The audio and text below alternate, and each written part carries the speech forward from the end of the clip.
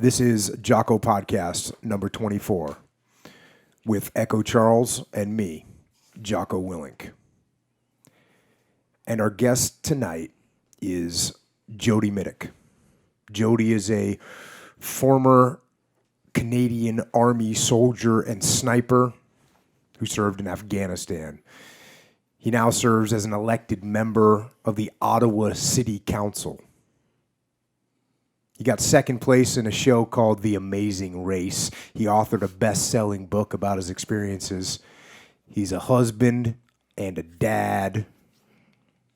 And beyond all that, Jody is a real hero.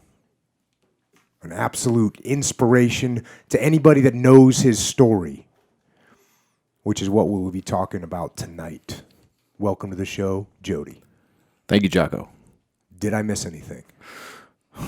Jocko mega fan? Thanks, man. No, I appreciate that. Also with us is Echo Charles. Good evening, Echo. Good evening. Now, before we dig into your book, Yeah. I wanted to start off with an excerpt of a poem by Rugby Kipling, and it's called The Young British Soldier, and I think this is a little bit appropriate since Canada is a former part of the Commonwealth of England and now part of the Commonwealth. And while Kipling was never actually a soldier, he did attend the United Service College in England, which kind of prepared young men for the army, although he never joined, but he did spend many years abroad in the British colonies. And he also lost his only son, John, in World War I at the Battle of Loos in September of 1915, where there was just about 100,000 casualties in a matter of days. And John Kipling was last seen lurching through the mud blindly, crying out in agony after his face had been ripped apart by an exploding shell. And this poem that I'm about to read a part of is not about World War I. It's about the British wars that took place from the 1830s to the early 1900s in a part of the world called Afghanistan. And here is this latter part of that poem.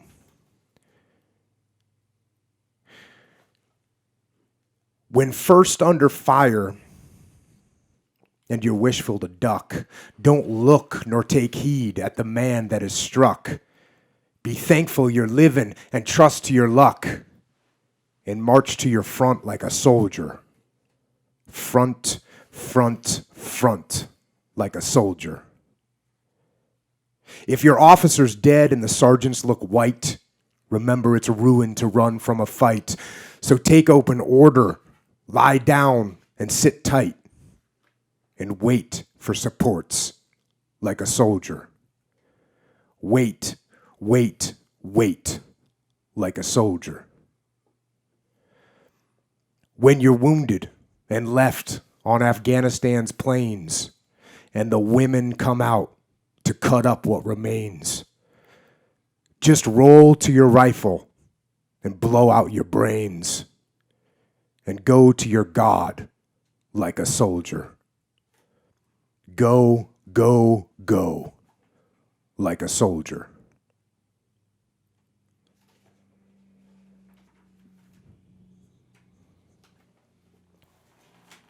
And I think that poem sets a tone for what kind of a place Afghanistan can be. Yeah. It's been a while since I heard that. Yeah. That last line's not a joke either. No, it isn't. And we're going to get there in your book here in a minute. Your book is called Unflinching. This is the book right here. And I kind of made that connection with the unflinching part. You being a sniper, you obviously can't be flinching when you're taking a shot. Right. And this whole thing kicks off the first chapter, which the name of the first chapter is awesome because this is something that I believe is something that a lot of people have. I know I damn sure did. The first chapter is called The Soldier in the Child. And I think that describes a lot of people that join the military. Yeah. It's the thing that's in there. They're born with it. You were born with it. I know I was born with it. Yeah.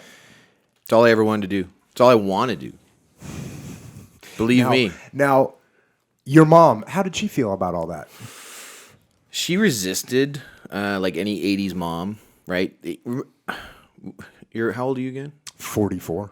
So you're a little older than I am, but my mom, being a foster kid, read all the books. And all the books at the time said boys should play with Barbies and girls should play with Tonka trucks and treat them gender neutral and blah, blah, blah. But guess what? If you put boys in a room and girls in a room with toys, the boys play with Tonka trucks and the girls play with the Barbies. That's just the way it is.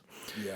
As a matter of fact, my son, I had two daughters that were young in our house, and I didn't want them. And, I'm not going to have them have all these Barbies. I don't even know where they came from, but they showed up at my house. Yeah, and guess what? My son was born, and I was all worried. Oh, he's going to be playing with Barbies. That kid didn't care about Barbies. He didn't care about They don't dolls. even look at them. Anything that had wheels on it. Yeah, it's just boys and girls are different. Yeah, they're just different.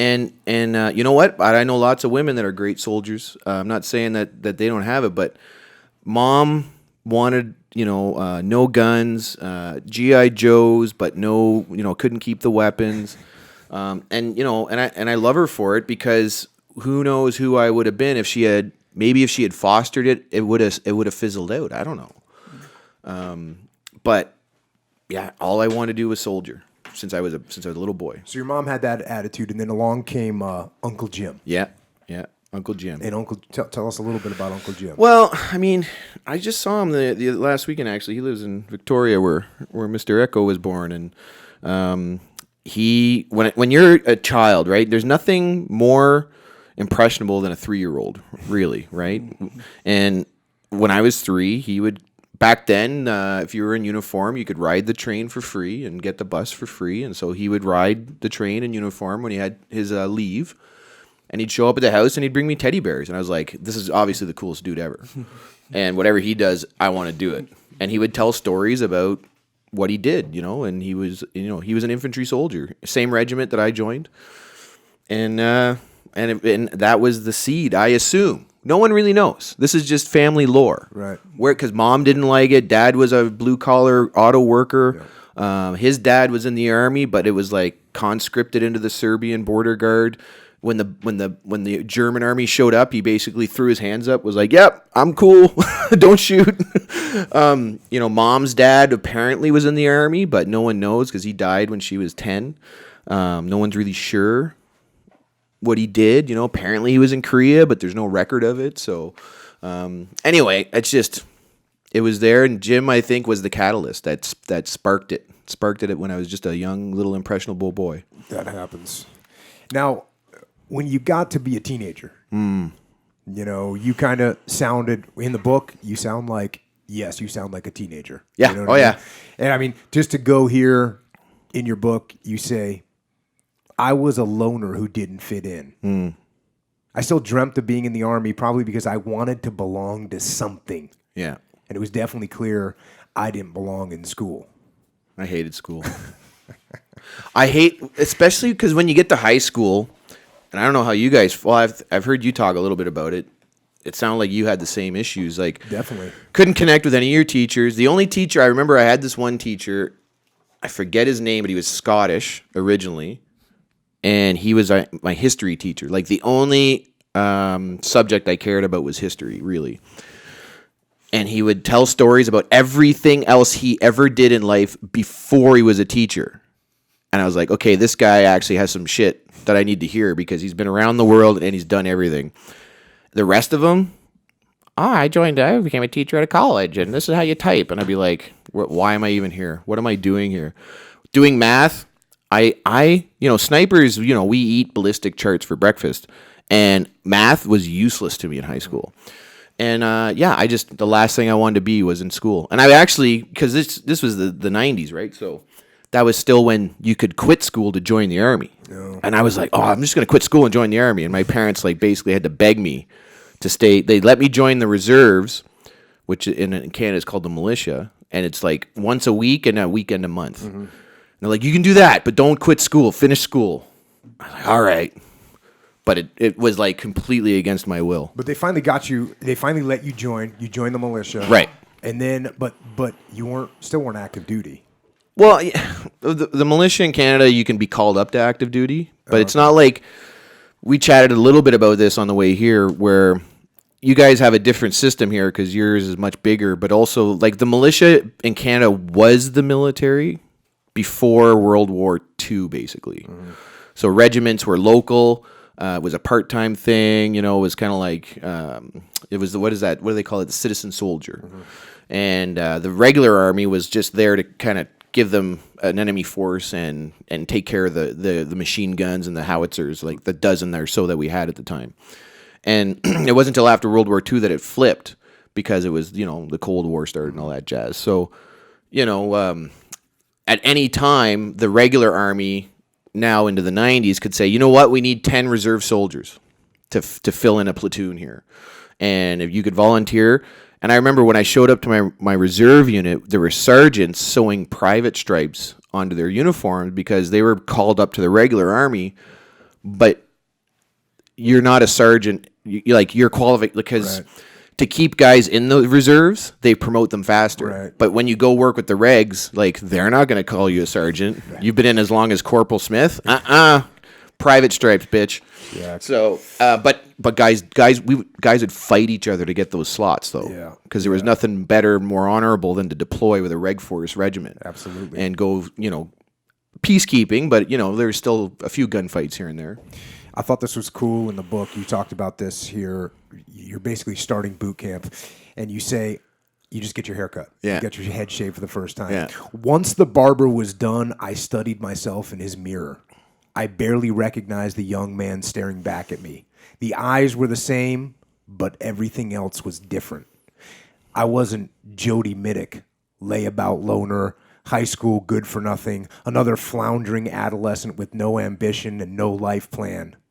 That kid was lying under a pile of hair on the floor. Looking back at me was Jody Mitic, soldier in training. I had goosebumps. So legit. Yeah. Well, so I had, at the time, Lethal Weapon 2 was my favorite movie ever. So I had You were attempted your straight Mel Gibson hair. Oh, dude, it was glorious. Oh, you should have seen it. Who's next? Yeah. Oh, yeah. Walking around smoking cigarettes and pretending. Yeah. Anyway, just being ridiculous. But it happened to me again recently because I had grown my beard out and I had some long hair, and I did it. I shaved the beard down to nothing. And I went to the barber, who usually does his best to give me a little bit of length, but still make me look professional. And I said, I want you to give me a number 1 all around. That's what I'm talking about. And this was just like a month ago. And he did all that. And, your skin feels cold because now the air is on it. And I looked in the mirror, and it was almost the same feeling. I went, oh, there he is. I was like, there's that soldier. Mm-hmm. And I remember the feeling because the guy's name was Marco. He was this Italian guy who cut my hair. And he couldn't believe it because he had fostered this ridiculous mullet for the last 2 years. And now I said, shave it off, because I showed him a picture of a Marine. I said, I want to look like this guy. And when he shaved it, and then it was like I was at the starting line of the biggest race I'd ever going to run in my life. And all I could think about was getting to the end and being successful. And it changed my life, man. It changed my life.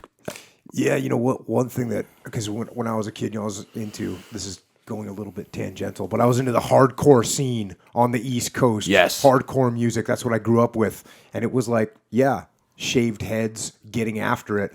But one of my best friend at the time, he's like, listen, we're part of this where there's nowhere to hide. You can't hide behind your bangs. It's all right there. You got to face yourself. Nice. And it also strips away any kind of, hair is basically, what's that word? It's basically for show. That's what hair is. It has no purpose other than I look good. So let's just go ahead and remove that. I don't care what I look like. I'm here to win.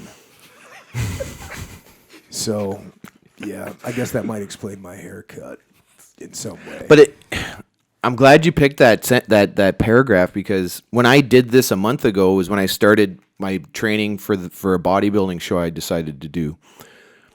And I was having trouble getting into it, you know. I know how to do everything. I know how to eat well. I know how to work out. I've been working out since I was like 16, but it wasn't clicking, you know. And I went to the barber and I did that, and it was like the switch went off. Boom. And there it was. It was like, oh, I'm back at that starting line. I'm gonna be 40 in January, so I want a 6-pack before I'm 40. I don't know. Since I got blown up, I haven't had one. It's been 10 years. Right on. All right, so now we get in this next section. Now you're kind of learning about what the Army's like. And here's some stuff that you said about it. There was a system for everything in the Army. A way to stand and a way to sit. A way to dress and a way to sleep. There's also a system for how to properly eat at the mess hall. Our routine was an endless, monotonous cycle. We woke up, made our cots, folded our sleeping bags in the exact way we'd been taught. Once the tent was in shape, it was on to barrack boxes. We had to lay them out as instructed, with everything in its proper place, whether it made sense or not. We had to stand beside our kit and cots, everyone perfectly still, as the officer did inspection. At the time, I thought that so much of this discipline was overkill. Why did we have to stand at attention when the officer was on the other side of the tent looking at some other dude's cot and kit? Why did our barracks boxes have to be identical? It took me a couple years to figure out that the skills they were drilling into us are actually really important for a combat leader. If you can't stand still long enough for morning inspection, how can your commanders trust you to hold your post during a mortar barrage? How will a leader know he can count on you to be a useful soldier if you can't even follow through on an order meant to keep you and your comrades safe, even if you don't know it at the time? All these drills were training me to put self-discipline above my instinct to flinch or flee. When everything in me told me to break my posture, to stand down, I learned to obey a different order instead. It was basic training, but I was assimilating some important skills that would later make me a better sniper. Now, I talk about discipline all the time. Yeah. And that's obviously why I honed in on this, because you kind of captured the kind of things that they're teaching you discipline. They're teaching you discipline, and if you don't make that connection, for all you young troopers out there that are getting ready to join the military, there's a purpose. There's a reason behind it.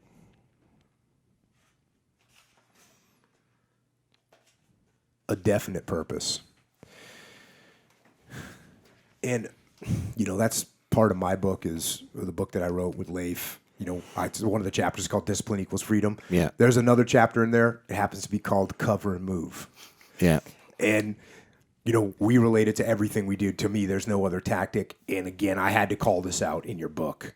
And by the way, I'm reading your book right now. Yeah. And I was trying to figure out how to do this. Yeah. Like, should I say, okay, can you read this section? And then I thought to myself, it's going to be different for you to hear it coming from someone else, to hear the words. And when I looked up at you after reading that first section, I was like, he just enjoyed that. I did. Yeah. Yep. Because you're hearing it. You can never hear it. When you hear yourself read it, it's like, I don't know. It doesn't. I have my own reaction because they're my words. Mm-hmm. But especially from someone like you, someone who's shared relatively common experiences. And, you know, I was a sniper team leader. You were a task force leader. And for us to have a similar reaction to the same types of things it's very interesting for me to see as well. To see someone like Jocko read the same thing that I went through and go, yes, exactly. Because you got it. It took me a couple years to realize, like I said, why am I standing here? This is stupid. Let's just go out there and train. Well, you are training, bitch. You're learning how to do what you're told. And you're learning how to because if you take off from your barracks box, well, guess who's going to pay for it? The guy next to you. And, you know, beyond doing what you're told, even in that paragraph, you pointed out, look, the inspector's looking the other direction. You could easily break your posture. Yeah. You know, he's not going to see you. He's never going to catch you. But guess what? You held the line. Yeah.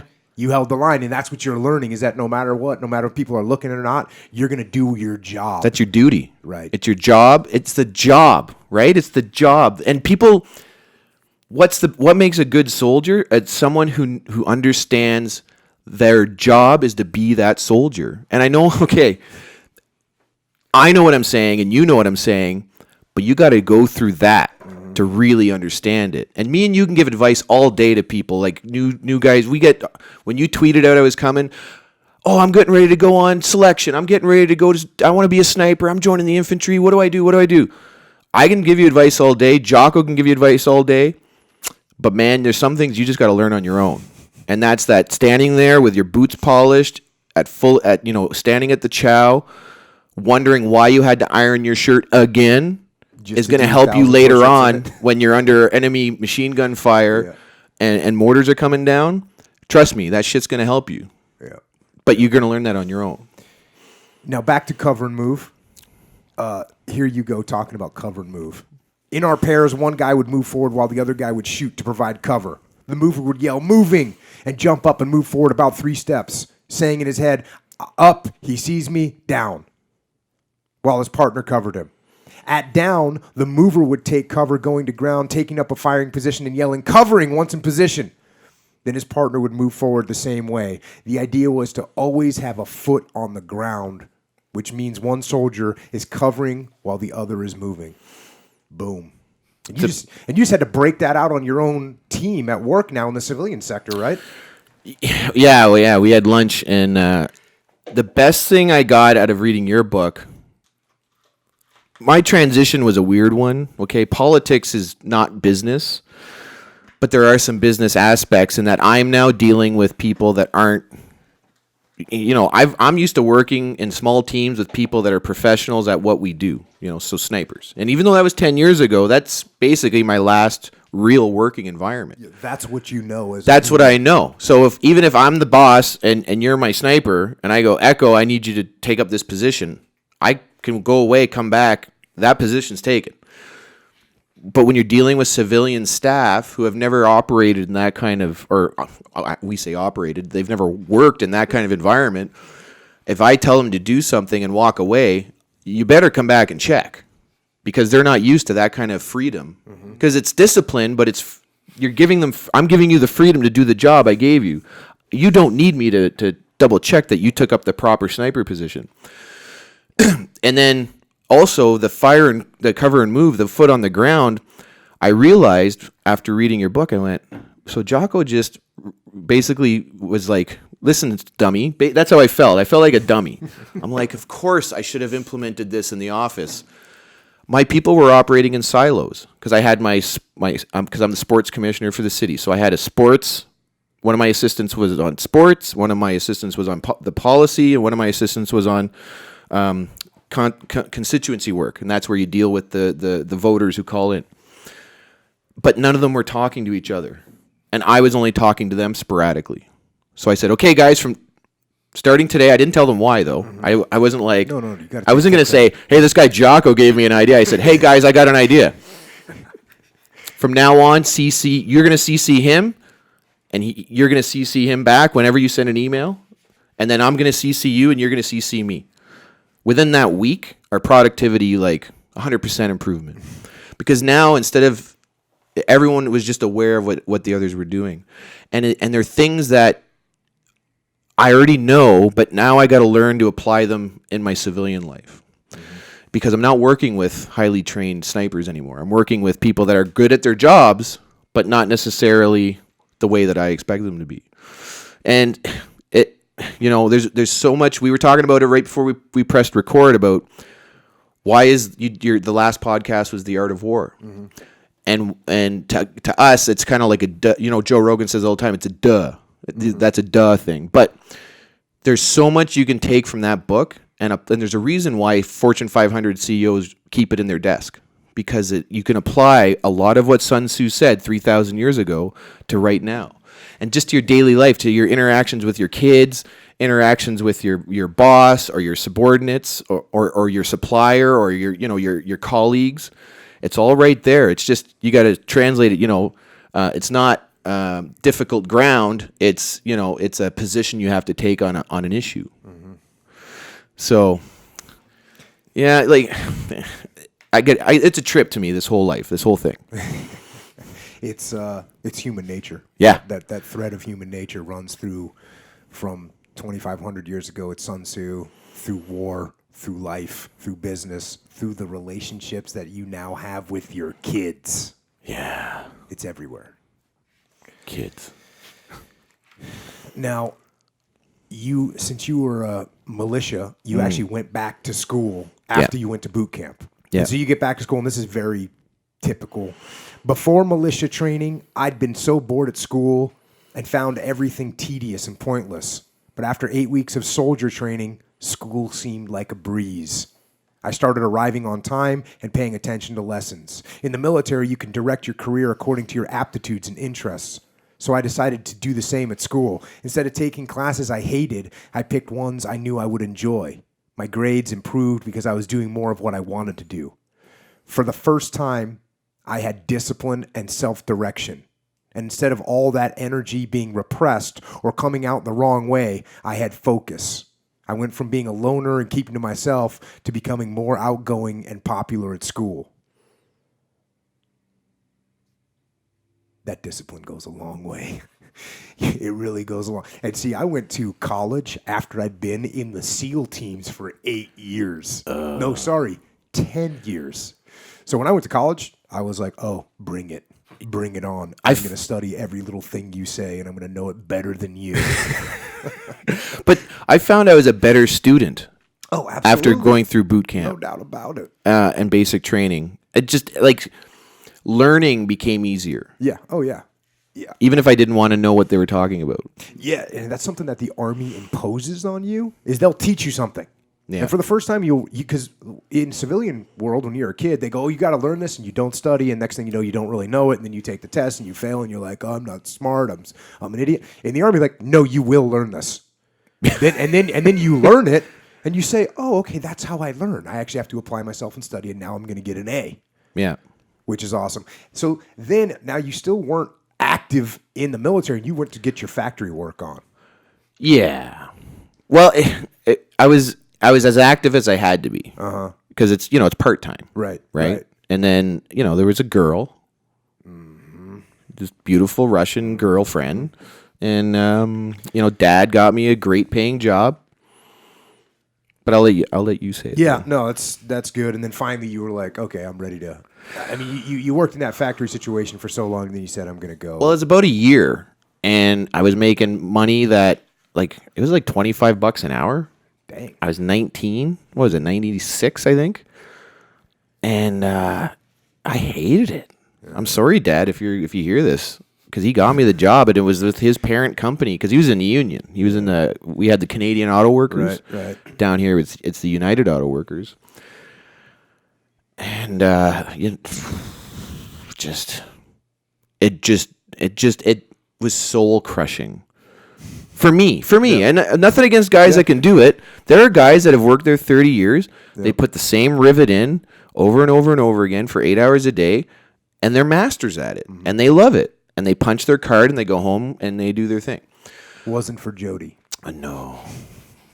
So you get back. Now you go full active duty. You become a soldier by profession. Right. So I do what we call a transfer to the regular force, and then on top of that, usually you're supposed to go through training again, depending on your level of experience. Because I was only about 3 years, so I should have gone through what's called battle school, and that's the regular Army's battle school to become an infantry soldier. For whatever reason, the decision was made that I wouldn't. Okay, so you don't go back in, but you are back active duty, and now you'd think that Jody was all super squared away now, but you weren't, were you? Well, it was a rough transition, Jocko. You got arrested. Well, yeah, that came after. Yeah, You're active duty, though, right? Well, yeah, I'm a full-time private soldier. I was a corporal in the reserves, right? Busted back down to private. Show up. There's a lot of politics going on right now and at this time, because the regular Army's being told it has to take reserves, whereas before it was like, if you need them, you can take them. Now it's, even if you don't need them, you're going to take 30%. So you have a battalion of infantry guys. Let's say one RCR at full strength is usually, at this time, it was about 700. Cut 30% off of active duty, good to go guys, and now they're put aside, and 30% reservists show up to take their spot. Ouch. Yeah. So that, and this was mandated by our headquarters. And so the politics within the unit was, we're allowed to swear on this, right? Yeah. Yeah. The Reg Force guys were all like, fuck you, and the horse you came in on, and that horse's mom, and anybody else associated with that horse. I show up, they thought because I was a reserve, because the RCR has a reserve battalion. So they thought I was a reserve RCR. Right. And then when they found out I was a direct entry, which means I go directly from the reserves into the Reg Force without going through the RCR battle school. Huh? So they just gave you that cat badge? Well, yeah, but I did basic training in the reserves 3 years ago. Oh, you did, huh? And I got, man, it was rough. Right. It was rough, but it and it got rougher because you got in trouble. Yeah. Yeah. So I don't know why you. By the way, just so you know, you wrote this in the book that's been published. So yeah. Acting like this didn't happen now is a little bit too late. You got arrested. I did get arrested. I don't trust anyone who hasn't at least been handcuffed. Yeah, that's a good point. Right. I made a mistake. So we were now. Well, the preamble to this was that I did eventually get sent to the RCR battle school, and that's where I did get arrested. Another one of the trainees and I. The whole platoon went out. Of course, being young men, we somehow found ourselves out at a gentleman's nightclub. And we were enjoying our evening, and one of the guys who decided he wanted to get some cocaine. And I was, how old was I, 20? I had never even seen the stuff, except for in Miami Vice. And I'm like, what's the point? We're already here. We're having fun. I'm already got a few drinks, got some girls sitting with us. Why leave? And he was adamant. So I guess in his civilian life, this was something he got into. And in my mind, I was just like, okay, so he's going to like leave on his own and go somewhere where, you know, like in Miami Vice, it's always like the worst part of town. Right. Guess what? It was the worst part of town. So I'm like, okay, I'm going to go with you. I don't need any, but I'll be there in case they try to mug you or jump you. Turns out he was buying it from an undercover cop. Because, you know, like, who else are you going to buy it off, right? And then, after they bust us, so we're, like, walking back to the club. I'm like, okay, finally, right? I can get back and start hanging with the girls again, start getting my drink on.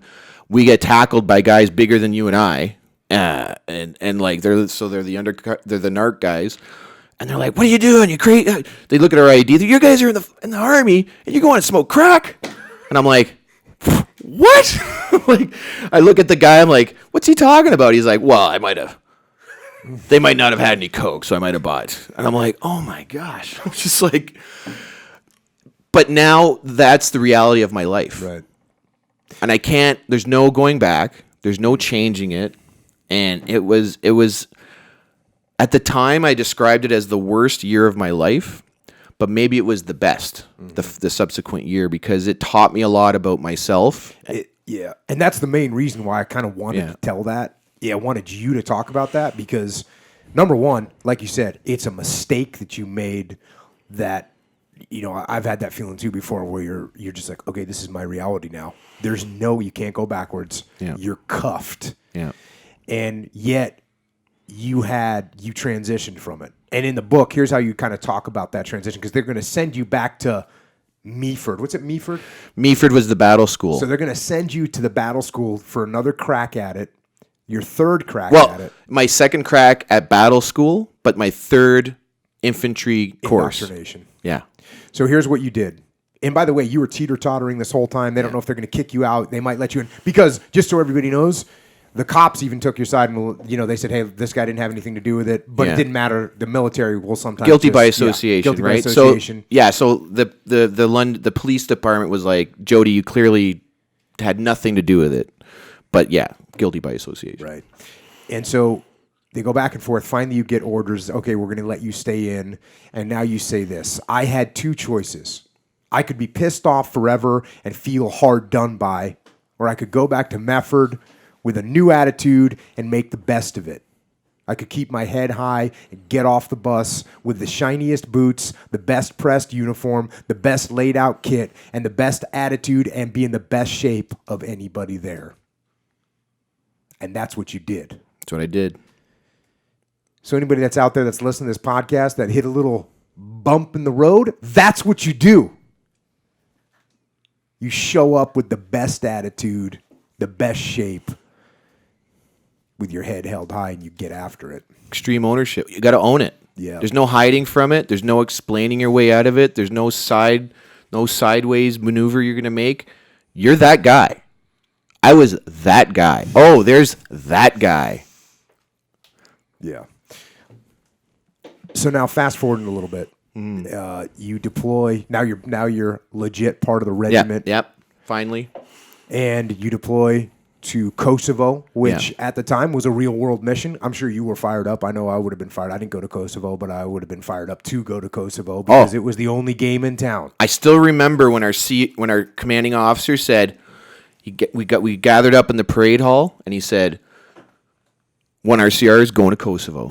And I still remember I was, how at ease you got your hand behind your back. Right. My hand went into a fist, and I had to stop myself from doing a fist bump. I was just like, yeah. You were going to become James Bond, Chuck Norris, and Rambo all in one moment. Oh, it's going to be glorious. So you go to Kosovo, and you know what? We're kind of joking about it, but it was a legit mission at the time. There was stuff that was happening there. I like this little section here. You're talking about the Russians because you're stationed near some Russian folks, and you said this: we like to think we're tough as Canadians, but it turned out this Russian unit were Russian airborne who had come from the fighting in Chechnya, and we've gone into some pretty deep. You guys talked about Chechnya. Yeah, we talk about Chechnya in here. These guys took things to a whole new level. They were hardcore soldiers. We would complain when our showers weren't giving us warm water. Then we'd look over to the Russian camp and see soldiers outside in minus 25 degrees washing themselves with snow or out in T-shirts cutting firewood. These guys were sleeping in World War II era tents while we were sweating inside our heated barracks.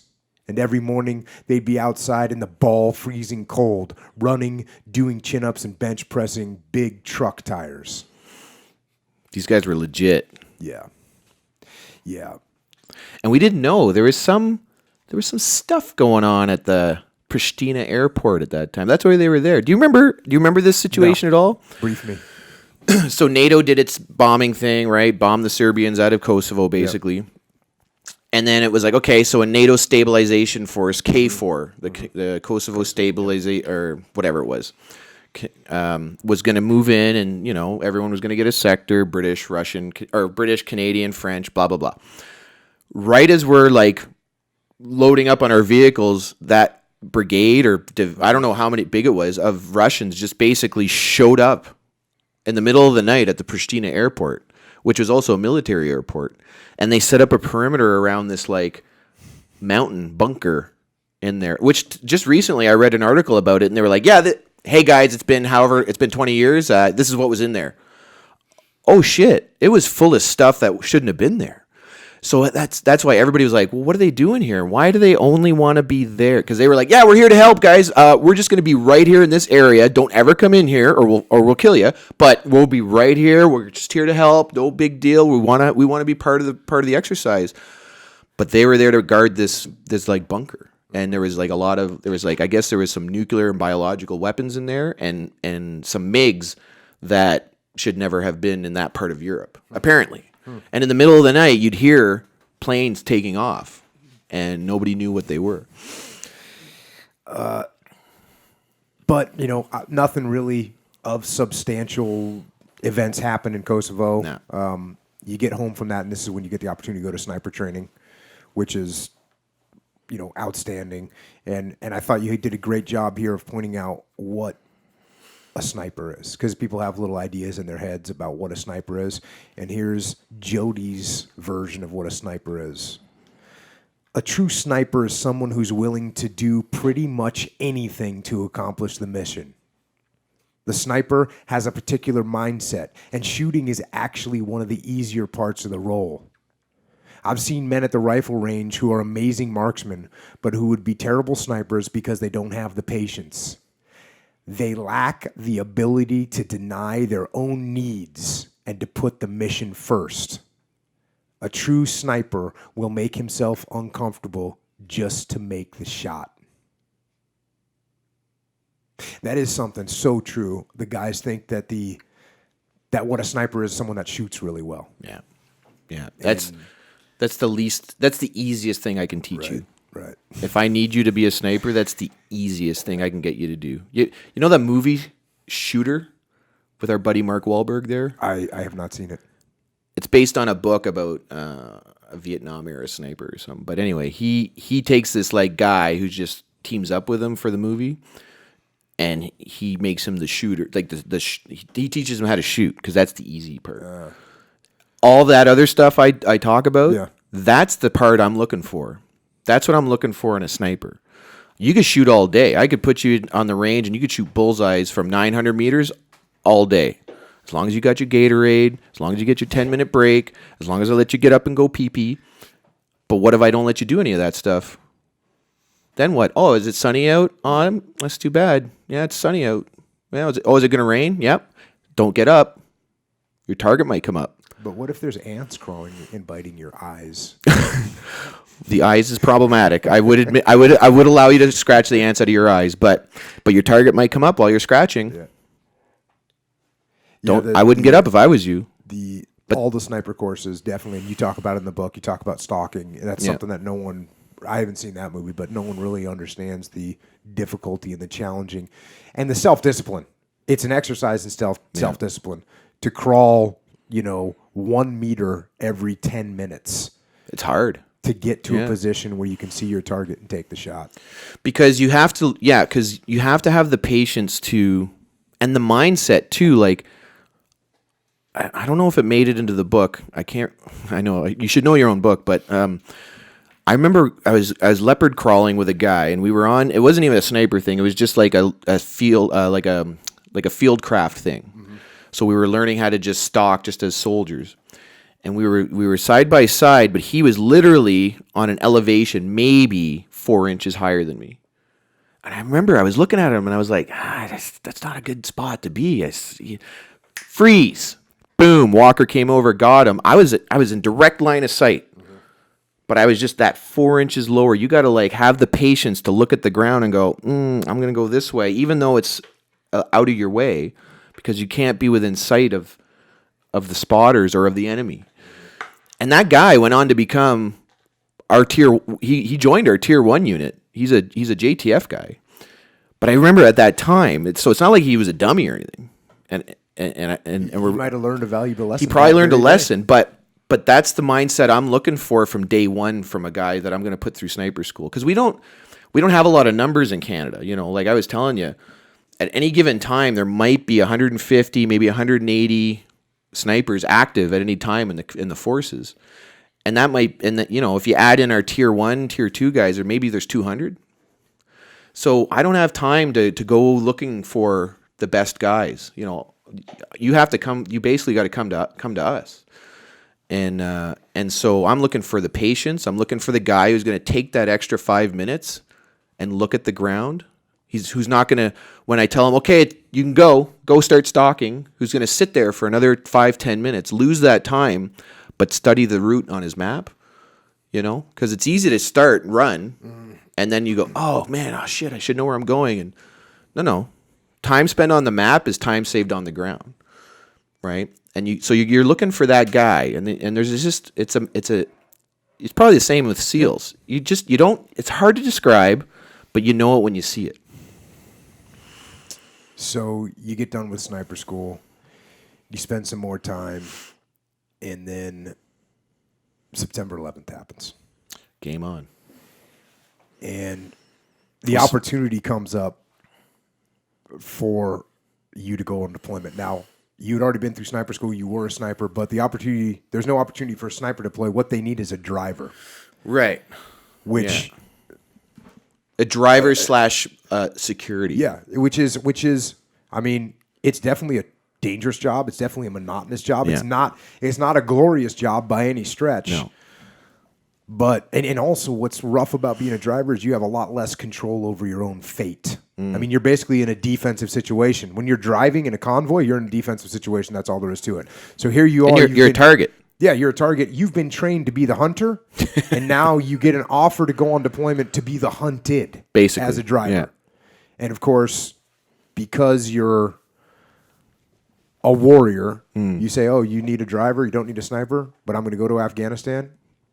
All right, bring it on. Yeah, that was it. It was stay home or be a driver. Pretty easy choice for Jody. Pretty simple. So now you were. What were these little Jeeps you were driving? Eltis. So it's. What do you guys got that's comparable? Nothing. Is it just like a little Land Rover type vehicle? Yeah, but it's like not even like it's almost a class of its own. Is it armored? No, it's like a little dune buggy looking thing. It had like a 4-cylinder engine built originally by Volkswagen. They were roughly the same like look as an original Willys Jeep. Okay. But that's where the similarities ended. And you get to Afghanistan, and you're driving. Where are you? Where were you? In Kabul. Afghanistan? That was Kabul. And so you're driving people around the city. Yeah. From base to wherever they got to go do. From the airport to our main base, which was what was the name of that camp again? I'm sorry, I forget the main camp we had in Afghanistan, but it was between the King and Queen's Palace. Got it. And yeah, they'd go there, or because it was officers and liaison officers mostly that we worked with, right? So it'd be like go liaison with the Turkish guys, go liaison with the Germans, go liaison with this Afghan warlord. Take them to a dinner somewhere. You'd sit around, wait, and drive them back. Yeah, basically. And we'd be his bodyguards when he was there and stuff. And I mean, like we said, there's a threat. You obviously were prepared for anything, of course, but you know there wasn't a super high threat. Right. However, there's always a threat. And I'm going to the book here. The Iltis Jeeps were not designed to withstand an attack. This fact became starkly apparent when three RCR guys were driving to Iltis and hit a landmine. Two of them, Sergeant Robert Short and Corporal Rob Bierenfinger, died immediately. And the driver, TJ Sterling, a friend of mine, survived, though he was injured. After the incident, TJ was brought to the hospital at Camp Warehouse, and me and another one of the guys from the regiment went to see him. This was the first time I'd seen one of our guys hit by a landmine. In fact, it was the first time I'd seen a casualty at all. TJ was pretty banged up. A couple of his teeth were broken, and he may have had a broken jaw. He had lacerations all over. There's always a particular odor in the hospitals around people who have suffered traumatic injuries. I remember smelling that odor, like blood, or maybe just what I thought blood smelled like. TJ was on a stretcher with big wheels. We'd used this kind of stretcher before in training. To me, it was a kind of prop. This thing we used for simulations. But this was not a simulation. This was the real thing. TJ was still in shock. It had taken a few hours for him to be extracted from the scene of the explosion. Shorty and Bierenfinger are gone, he said. Yeah, man, we replied. We heard. I need a smoke, man. I need a smoke, TJ said. The doctors and nurses wouldn't allow it, but as soon as they were out of the vicinity, we lit a cigarette for TJ and gave him a couple of drags. Ah, that's way better, thanks. We stayed and chatted with TJ about some inconsequential things, trying to keep a fellow royal in a good state of mind. For me personally, I was learning from what was happening, facing the reality that when things go wrong, you have to get that smell in your nostrils and look those sights right in the eye. Sadly, a few years later, TJ ended up taking his own life. I was a pallbearer at his funeral, and as I carried his coffin, I wondered if he carried guilt for being the lone survivor in that incident.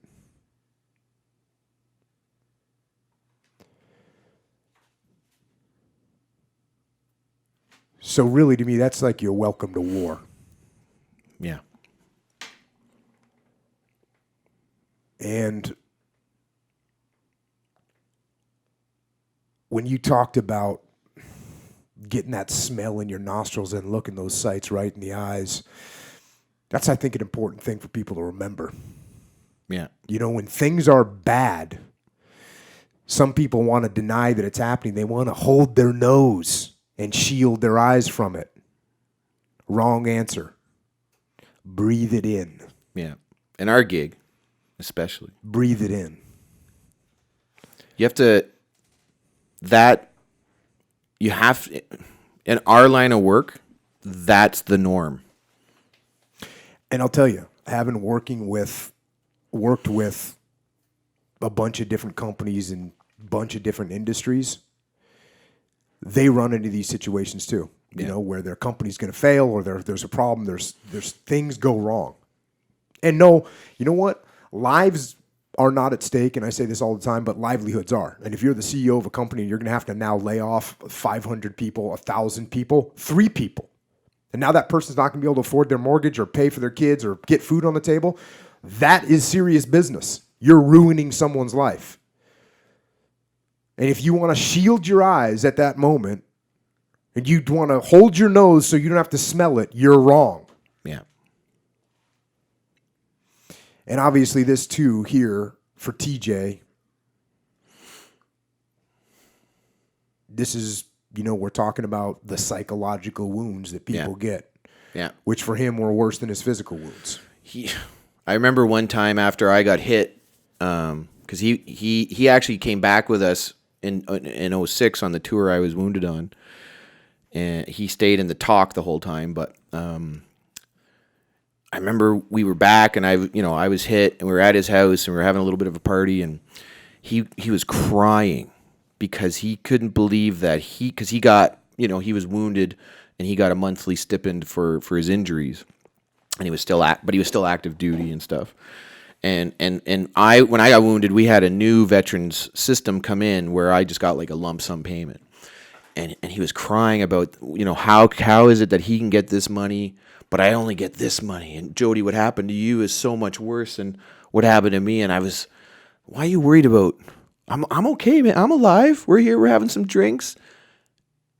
But he was so tore up inside about what happened to me versus what happened to him, what happened to Shorty and Baronfinger. And he just carried that. And you hear about that survivor's guilt thing, and you don't realize how real it is till you see it. And even after I got wounded, when I came home, I felt like shit because my boys were still back there. Mm-hmm. And then when they went back in 2010, because our unit rotated back into theater, it killed me. I was dying inside. Those are my guys. They're over there without me, and I'm letting them down because I told them I was going back with them. I said, "Don't worry, guys, I'll get better. I'll go back." And I had to really come to grips with that. And TJ couldn't. We lose too many guys to that stuff. But I don't know. I never had those thoughts. I never thought of ending my own life ever. But I've known enough guys that have done it that clearly it becomes an option to some people. And I'm at the point with it because it just happened maybe a month ago with a guy I worked with in the Green Berets, and I just don't think we can save them all. I don't know if any of your guys. I mean, I think I texted you when it happened, or I tweeted it. You did. You texted me. And that one really. My wife, Alana, she's never seen me cry, and I cried that night for Johnny, and it was because we thought we had him. He was living at one of the guys' house that was on the team that we worked with. He had a girlfriend, and things were looking good, and I've had to come to the conclusion in my own mind that we're not gonna save them all, and this is a side effect of the gig, of the life we chose. that some of our comrades are going to go that direction. And if I was to dwell on it the way TJ did, then I would become like TJ, and I can't afford to do that. Use the word dwell, and that's a word that I use as well. I use the word dwell, and I always say that you got to face these things. Yep. You got to understand these things. You got to actually embrace these things. You got to bring them in, but you can't dwell on them. That's right. And I think that's the key. Is honestly to do what you said, is to breathe it in, to look it in the eye, deal with it, but don't dwell on it. Move don't on. Stay there. That's right. Move on. Accept it as a consequence of the actions you've chosen, and move on to the next step. Otherwise, you'll be that guy talking about that high school football pass that you caught, and I know it's an analogy that fits here. Yeah, it does. Because we talked about this in your car. There's some guys, I was a sniper, I was a Navy SEAL, I was a paratrooper, I was a machine gunner, whatever it is. I was a jiu-jitsu black belt, whatever it is. And that's where they're stuck. That's where they're dwelling. They're in purgatory, in that whatever ring of hell you want to call it, stuck in that moment. And you got to move on. You can't dwell, because that's where you're going to die when you dwell. And real simply, what you got to do is you got to just take a step. You got to take that step forward. Yeah. You got to look it in the eyes. Then you got to walk away, and you got to walk forward and move forward and go in another direction. Go forward. Yeah. Don't go backwards. Go forward. Yeah. And the other part is accept that maybe you can't change things. Well, you can't change what's happened in the past. Yeah. You cannot do that. It happened. It happened. Yeah. And you're not going to change it. So what are you going to do? Are you going to let it drag you down? Are you going to dwell on it forever? Don't do that. Man, I know it gets a hold of you. I know it's a tough one. It can. But deal with it. Accept that you can't change it. Accept that you're here for a reason, to do something. You have the opportunity that maybe your buddies didn't get. They didn't get. Never mind, maybe. You have an opportunity that your buddies did not get. You think they would want to have you kill yourself? No. They'd want you to live. And that's what you need to do. Yeah. Honor them. Yeah. By living an awesome life every day. Make the change. Be the difference. You can't change the world, but you could change somebody else's day. You can be the positive influence in your little tiny sphere. My influence in the world, yours, Echoes, it's not the world, but it makes someone else happy. Yeah. You can be the difference between a good day and a bad day for someone. When I decided that I was going to try and become an officer in the SEAL teams, part of my decision was because I'm not like I was going to be an admiral or whatever. It's going to be like and I said, you know what? Because I had a prior enlisted officer that was just made our lives awesome because he was such a great guy. Nice.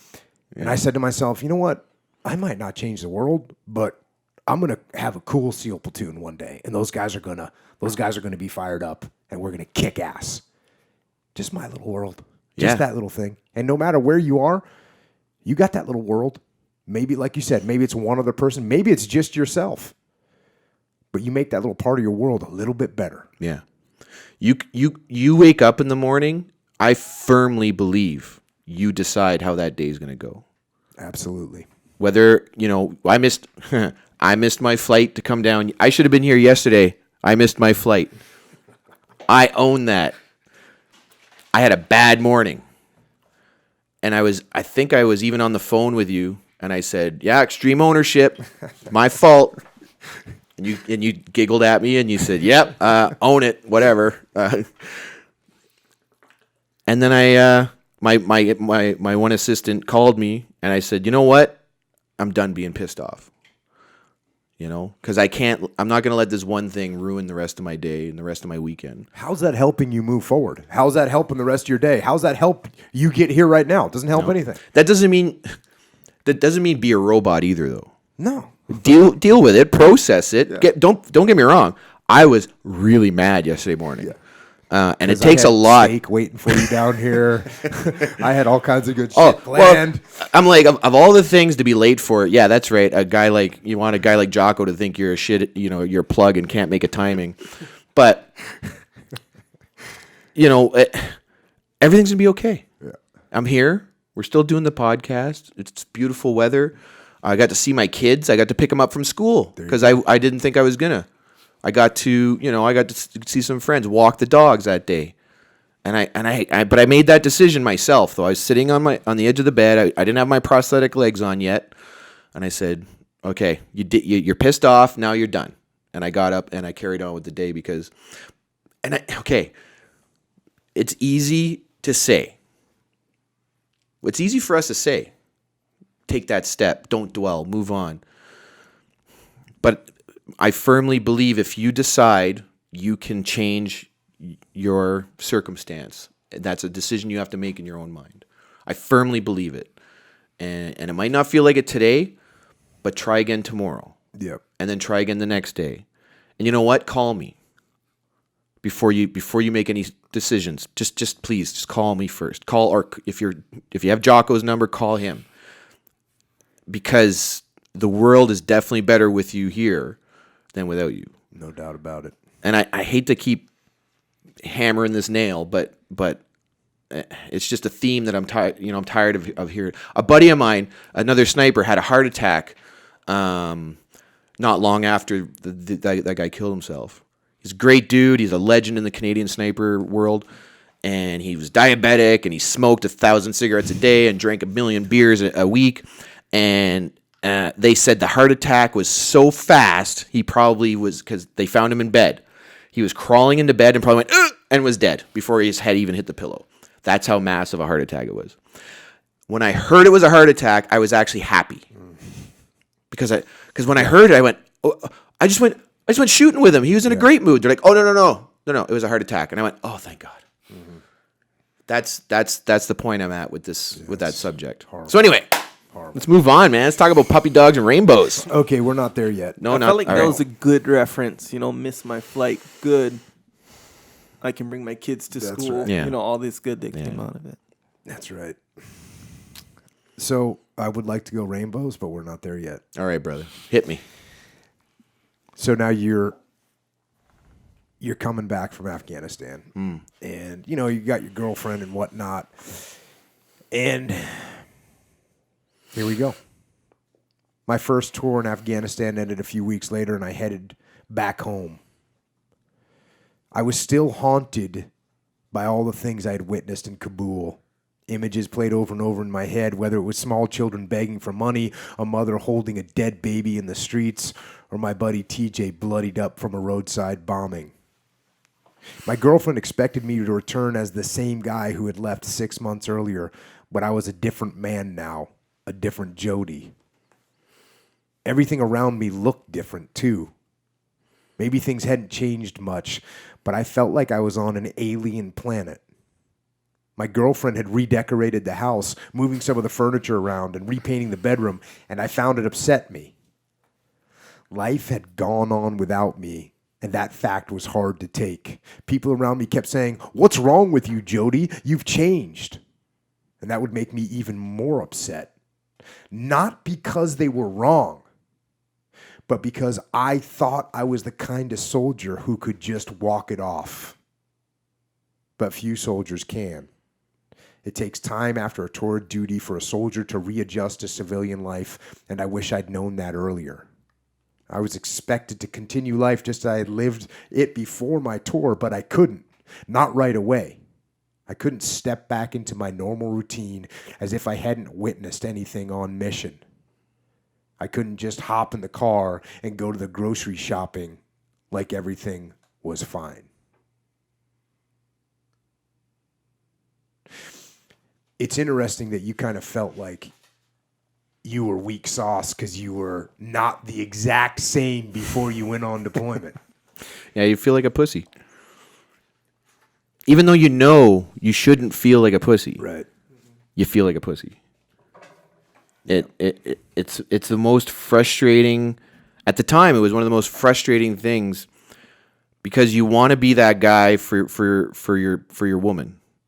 Yeah, of course, I'm still that awesome alpha male that you fell in love with and can whatever doesn't blink at anything.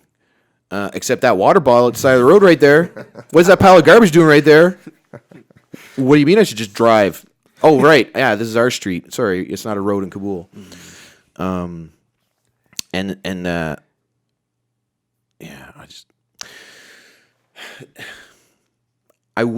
Like I said, I wish I'd had that advice that, be prepared for the fact. Because when I went to Kosovo, because I've had people ask me, well, you didn't have that reaction when you came back from Kosovo. Well, I lived in the barracks. All my shit was in storage. I didn't have a girlfriend. I had a girl that I was dating. She picked me up when we got home, but it's not like we were going to get engaged or anything. And I didn't have any real belongings. I still lived at the unit. This was a house I had bought. My girlfriend had moved in. She was talking about kids and marriage, and we had a dog. And I came home, and I was like, "What happened to my house? And what is going on?" And what I told my dad when I went to Kosovo. In the book, I talk about my dad. One of the 3 times I've seen him cry in my life was when I deployed to Kosovo for the first time. And I said, "Hey man, don't worry about it. It's 6 months. Hey, what's 6 months, right? It's like 6 haircuts. It's six mortgage payments. It's nothing. Don't worry about it." And I come home and I couldn't even think that way myself.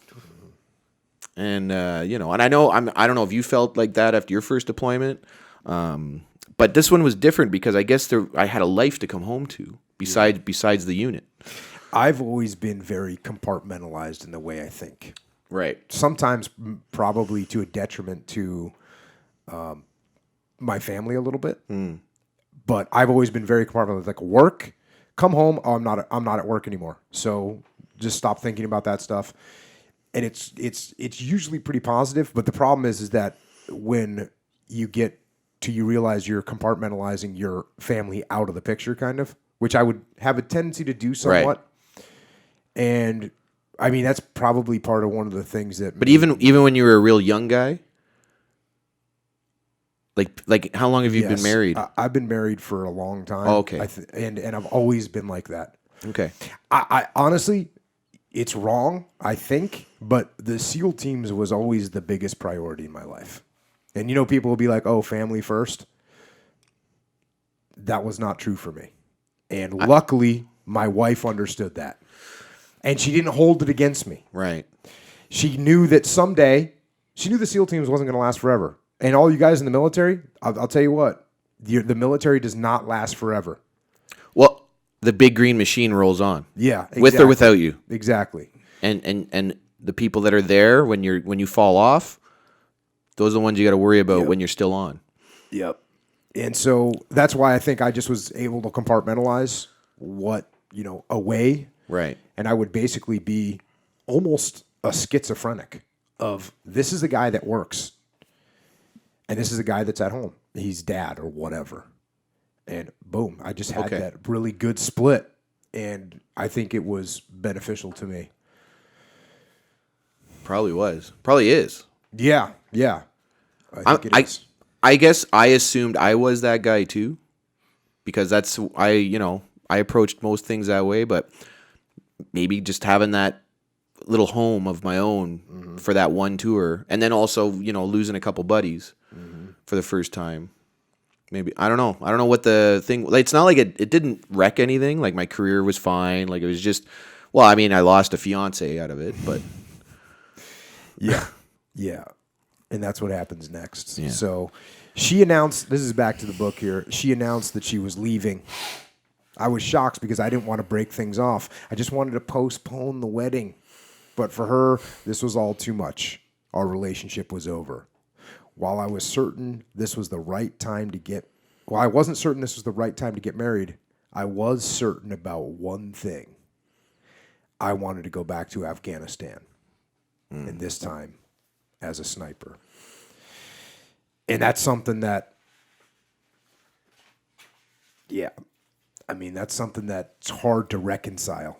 The feeling of just wanting to go back. I mean, that's I want to go back right now. yeah, of course. Like people, hey, what's it like? You asked me, what's it like to be in politics? I go, I'd rather be killing ISIS. Yeah. Frankly, and I'm not ashamed to say it. I was good at it, and I love the people that are out there doing it for us.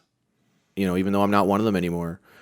And we kind of skipped over it, but 9/11 happened during my sniper course. Mm-hmm. And sniper courses, we don't just have a rotation of them going on in Canada. We're a very small military. If you're on a sniper course, holy shit! Like you got there. They run like 1 or 2 a year or something. Maybe. Mm-hmm. So it's not even every year. Dang. No. They're now I think it is, but back then, mine was the first one in 3 years that had happened. 25 of us tried out, 3 of us passed.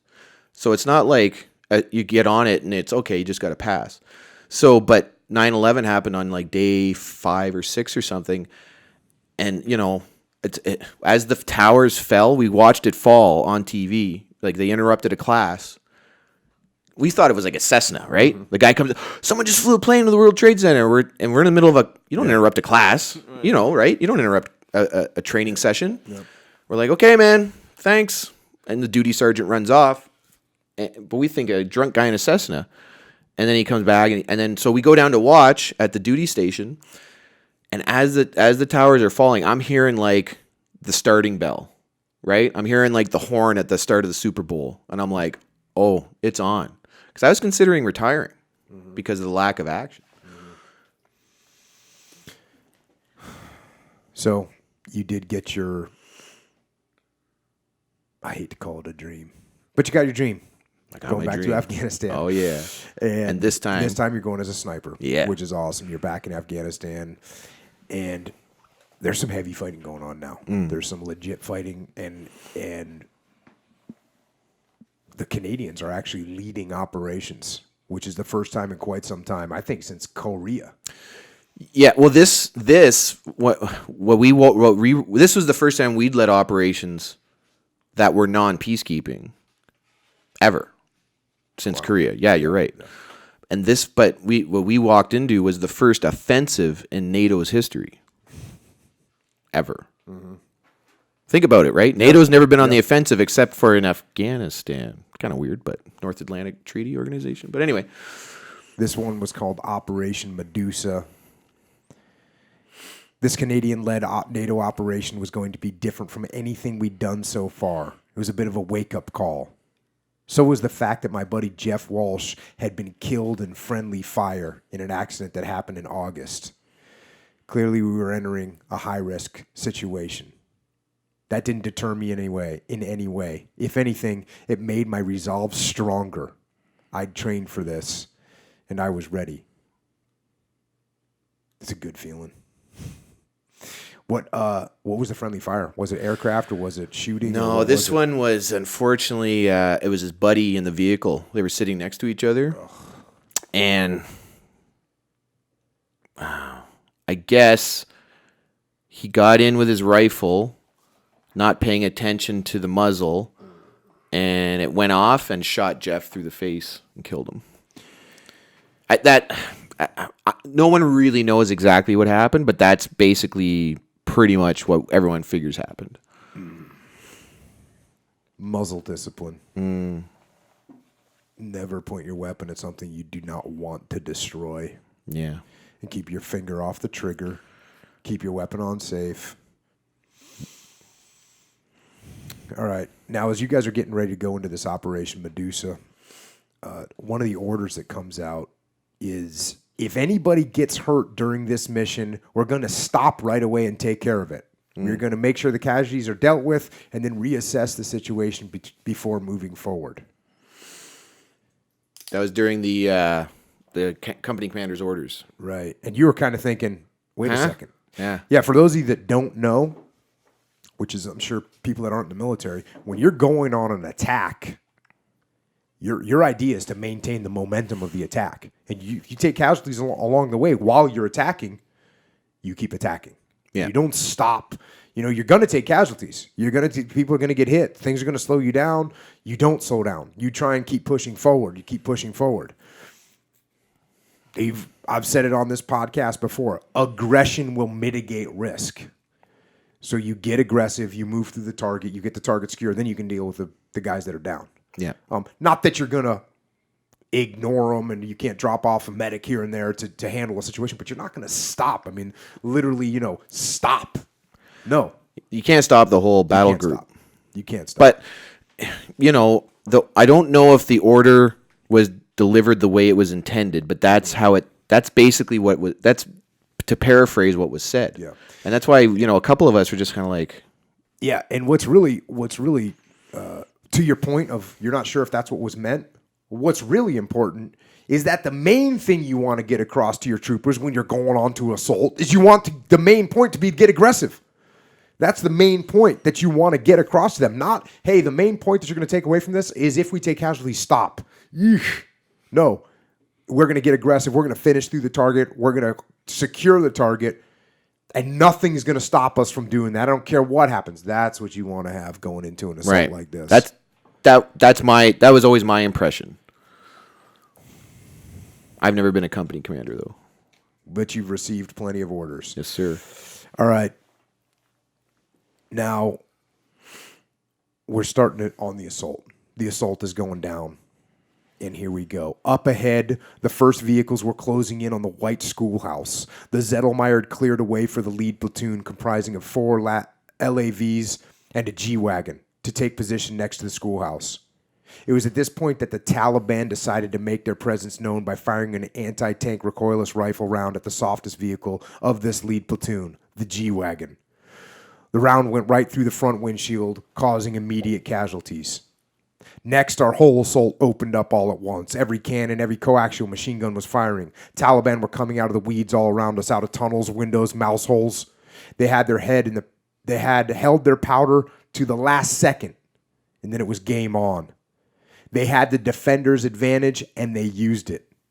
The call went out on the radio that one of our vehicles was hit, and we had casualties.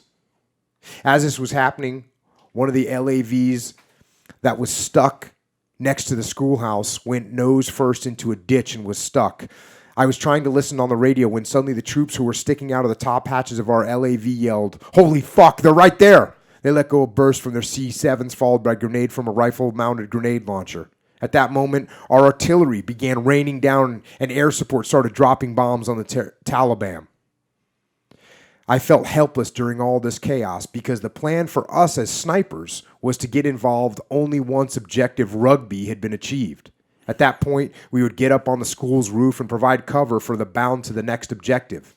But in this situation, Barry, Cash, those were your sniper teammates, Barry, Cash, and I were stuck inside the LAV right at the time when our shooting skills were needed most up top. I was working the radio, doing my best to keep everyone in the vehicle informed of what was happening up ahead. Okay, we've got 3 wounded in action and 1 killed in action, I said, relaying the message that there were 3 wounded soldiers and 1 who was killed in the G-Wagon that had been hit. Every soldier had a ZAP number, which would be used as an identifier in case you were wounded or killed in the field. Standard operating procedure was that if someone died in combat, you never revealed their name during the battle. At this point, we didn't know which soldier had been killed in that attack on the G-Wagon. And no one seemed to know the ZAP number either. Finally, the major got on the radio, "I need to know now. Who the fuck just got killed?" The radio crackled, and a voice came on. "It was Warrant Officer Rick Nolan, sir." Rick Nolan was the soldier I had a brief argument with the day before. I've always felt bad that our last conversation was a little strained. Rick was a good man and a great soldier. Sitting in the front seat of that G-Wagon, he had no chance of surviving a direct rocket hit. I looked at Barry and Cash. We were all stunned into silence. No matter how much you prepare for that moment when a soldier you know becomes a casualty, there's nothing that compares to the actual feeling. On top of that, it was jarring for all of us because we just didn't expect a soldier with his level of experience and status to be the first one taken out on the mission.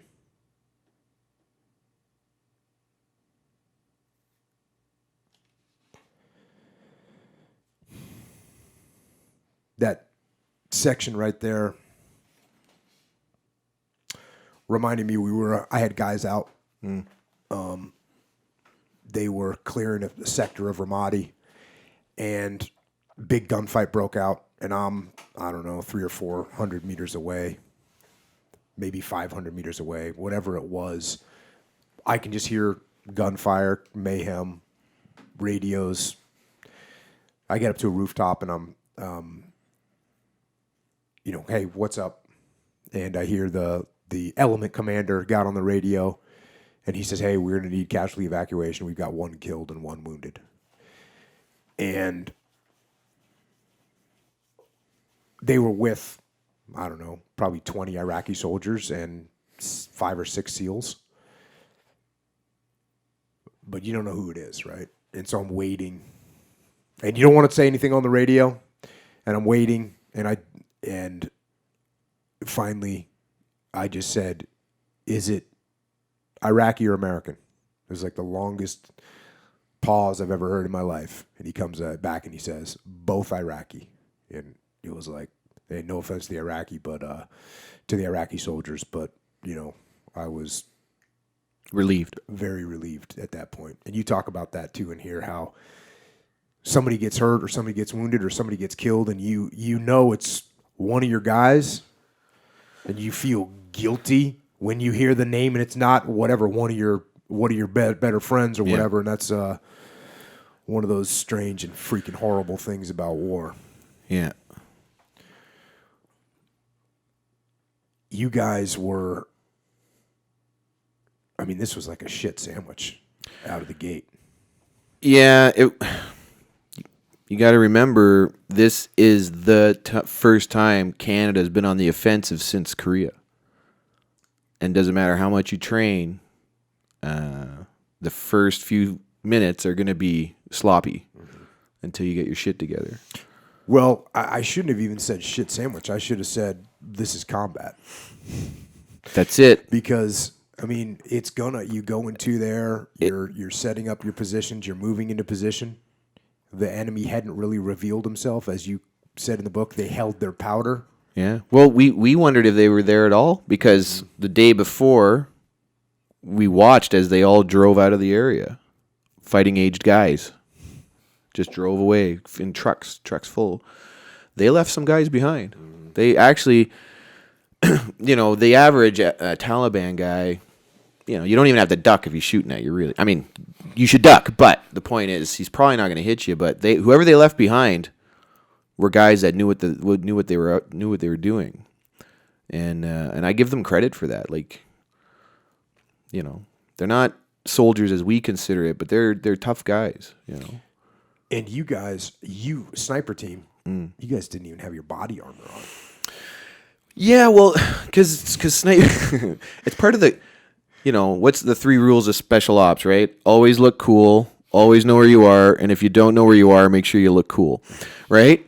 So wearing ball caps and not having body armor makes you look cool. Right. But also, in our minds, when we trained, we have enough shit to hump. Why add body armor to it and helmets? We're going to be in a position we shouldn't. If we're being engaged, we fucked up.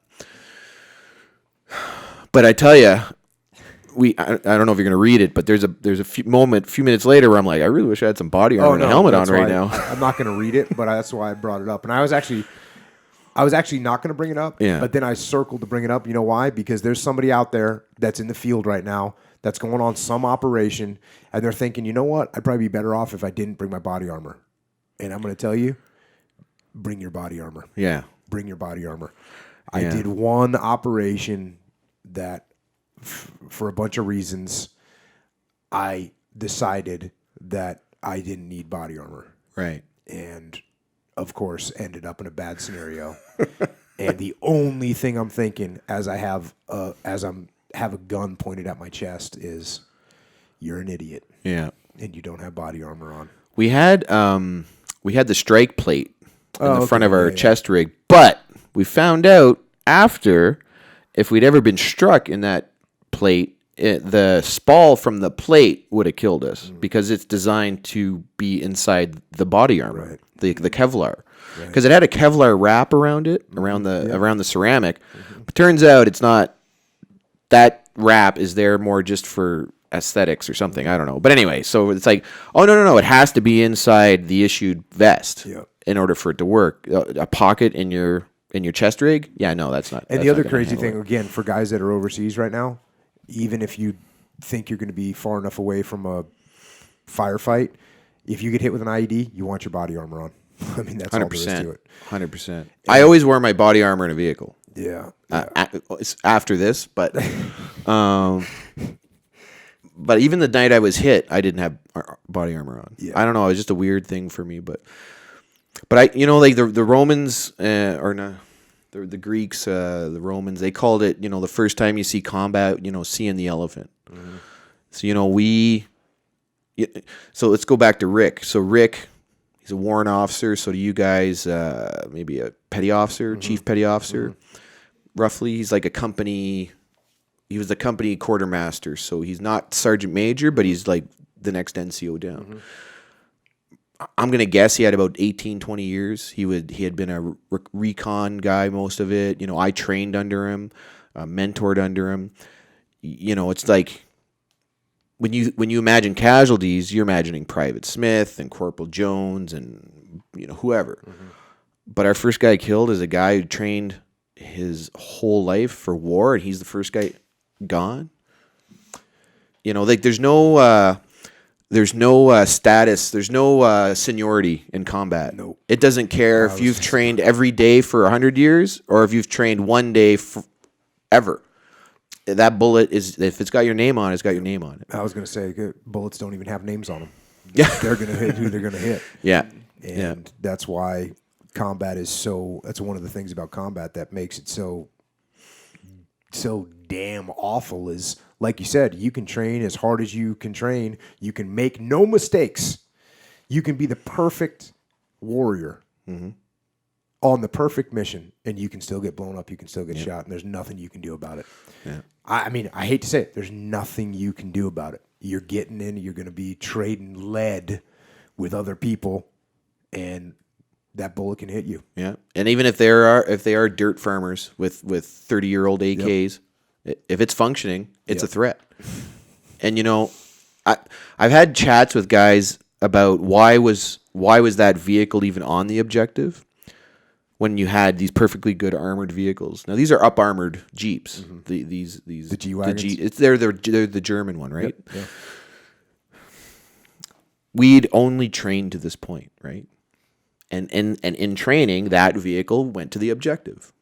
So why wouldn't it? Until someone puts a recoilless rifle round through it, and you go, might be best to leave that one behind, and maybe just get another lav for the company quartermaster. Which after that they did. But some lessons have to be learned. But so the mayhem continues. You end up helping collect the casualties. Yeah. And now you're sitting there. You're at what we would call a casualty collection point. Do you use that term? Yeah. We'd call it Isn't that what I call it? I don't know if you use that in here. CCP? So you're at the CCP, the casualty collection point, and here you go. One of the most important things in the field of battle is taking care of your dead. In fact, the creed of the Royals is never leave a Royal behind. On the field, you want to get the bodies out of sight as quickly as possible. It's demoralizing for a soldier to witness a dead comrade during battle, especially when it's someone of Rick's stature. I went in the back of an LAV, grabbed a couple of body bags, and got to work with some of our other guys. We picked up Rick and zipped him into a bag. One of the other fallen officers was Frank Mellish. For a second, I had a bit of hope because he was on a stretcher, which meant he might have only been wounded. But once I saw soldiers approach and check his dog tags, I knew he was gone.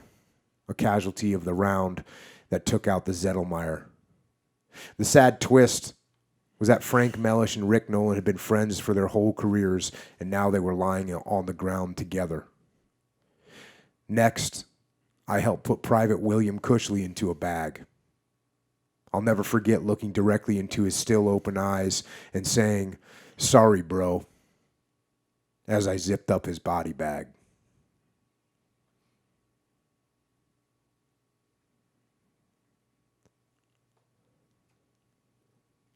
Now, that's obviously enough to crush some people mentally and emotionally at that point. But soldiers don't have time. And they have to do their jobs. I mean, as you went through that emotion, and then you turn around and you go, okay, what's next? Yeah. How's that work? That's what you do.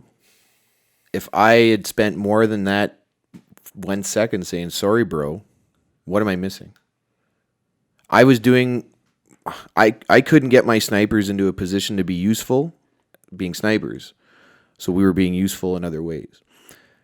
And once that problem was dealt with, because you could see the guy, like, we were trying to reorganize ourselves here. We were in the reorg phase. Right. The guys are going the long way around of the vehicle because they were lined up next to the vehicle. And so me and a couple of guys were like, okay, we got to fix this. We fixed it. And people, you felt people relax. And then my main concern was that's still our objective and we got to get to it. So what's next? And that's when I went looking for, I'm not even sure who's in charge at this point, because we had taken so much of our leadership had been hurt.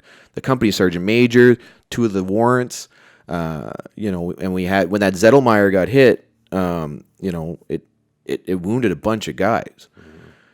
And, we had Afghans with us. We had some Americans with us. What do you call the National Guard? I think there were National Guard mentors for the Afghans were with us. Yep. And my biggest disappointment from that day, and I know I might catch some shit from some guys that were there, we didn't take our objective. To this day, 2016, this is 10 years later, almost. In September, it'll be 10 years.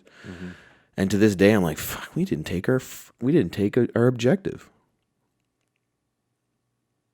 Yeah. And part of that, and for one thing, when I was reading that obviously it's just emotional moment, and I knew that you just had to detach from the emotion. I use that term all the time. Yeah. You got to just detach from it. And you got to be conscious of that. So like folks that are listening that are thinking, how do you do that? That's how you do it.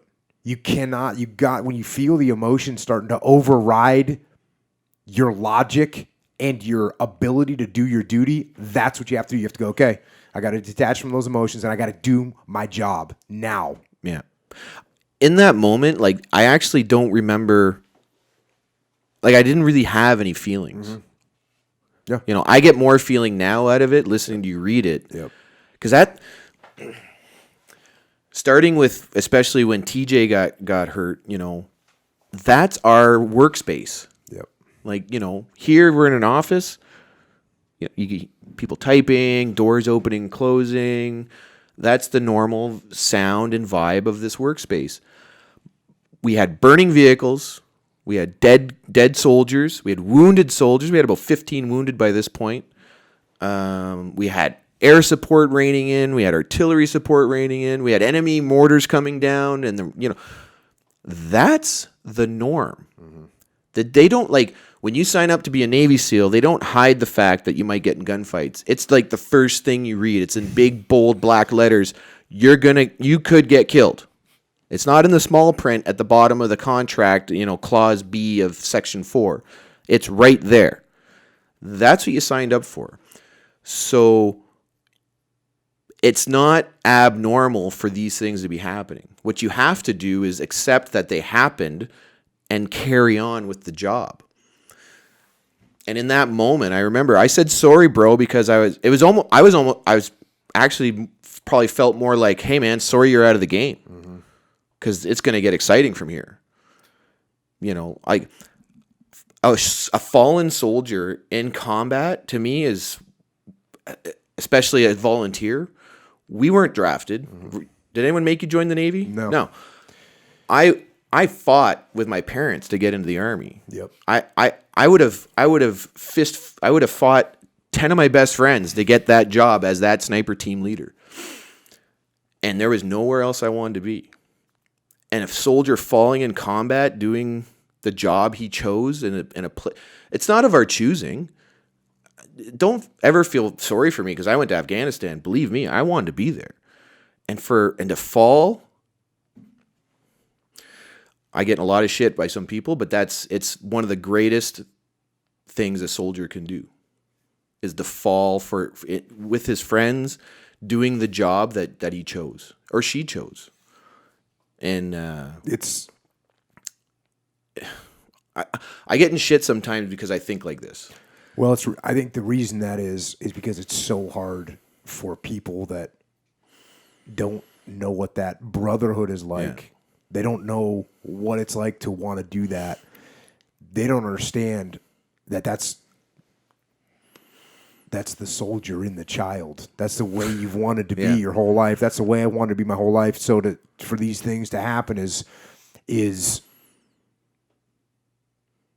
it's like feeling bad for an MMA fighter because they got punched in the face. You signed up for it.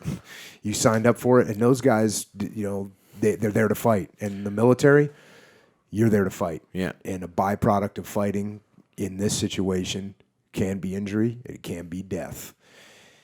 And like you said, it's what we all signed up for. And, going back to the situation here, one of the things that you talked about, the fact that you guys didn't secure your objective, and one of the reasons that you didn't secure your objective the next day is because you had another friendly fire incident. Yeah. And this is awful, and the book that I wrote with Leif starts off with a friendly fire scenario happening. And I wish I could explain to civilians. It's really hard for people to understand how these things happen. I mean, we've already talked about it, 2 times in this book? Here's another one. A-10s come in. You're basically like half awake, trying to get a little bit of sleep. Yeah. And all of a sudden, you hear the gunfire, you hear things happening. All of a sudden, you hear an A-10 burst go, and Cash, your teammate Cash, he's like, "You're not going to believe this, but I think he just strafed our own guys." Strafed is when you fire machine gun, cannon, automatic weapon fires from an aircraft. And sure enough, more than 30 soldiers were injured. Yeah.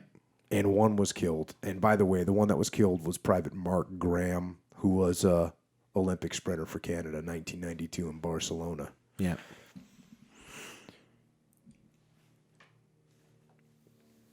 I mean, it's a nightmare. It was a nightmare. It was such a. I even got mad at Cash at first because I was like, I heard it, and that brat, it's actually a nice feeling until that happened, and that one sounded weird because I was half awake, and I they were doing strafing runs across because we were on each side of the Arghandab River, so there's a bit of distance, and that one was like that was real close. That's kind of weird. And I'm trying to just, wake up. And Cash says, "Yeah, they hit us." I go, what are you talking about? Why would he? And I looked down from our sniper position to where the vehicles were, and that's exactly what had happened. And on my mind, I know what an A-10 strike does. I'm like, oh my God, he killed all my friends. And then through the dust, and so right away I'm like, okay, well, if I'm the enemy, I know what I would do. Sound the bugles, right. Boys, we're attacking. They didn't do that. My theory is they had already left after the gunfight the day before, and so we reorientate all our focus to the front to keep an eye on the enemy. And I can't help but look down. We had a JTF sniper team directly to our left, and they left their spotters in place, and the rest of them ran down with their medical kits. And when they were walking away, when eventually the team, 4 guys walk away with a body bag, and I'm like, oh, okay, that's it. And then the radio, then it's like, yeah, we're 10 wounded. Oh, okay, 12. Okay, 17. It's 21. And then I think we ended up at about 34, 35 or so. And the entire leadership of the company's wiped out with injury. And that's it. That company is now combat ineffective. Yeah, which is, you hear that in the modern day. You don't hear that very often. Combat ineffective, meaning that they can no longer perform their duties. Yeah. You just don't hear that. They just didn't have enough bodies left. Like, they just didn't have enough soldiers that were still functioning.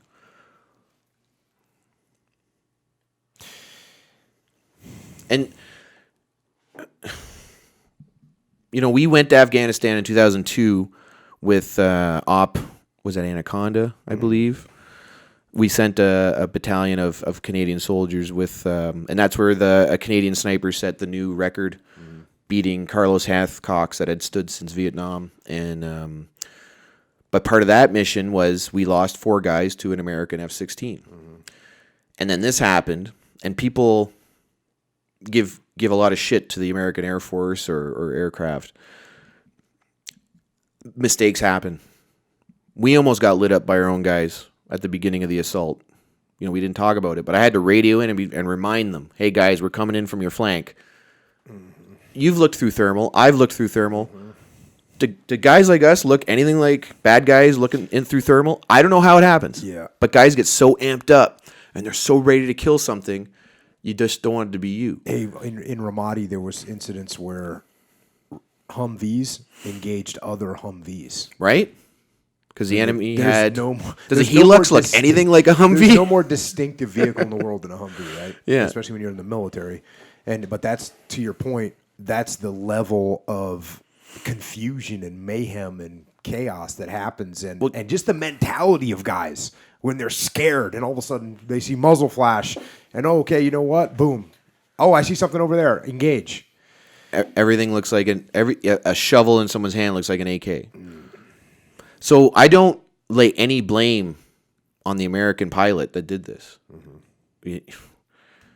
He was doing the job he was there to do, and someone told him to do something, and he cued off the wrong puff of smoke, and that's what happened.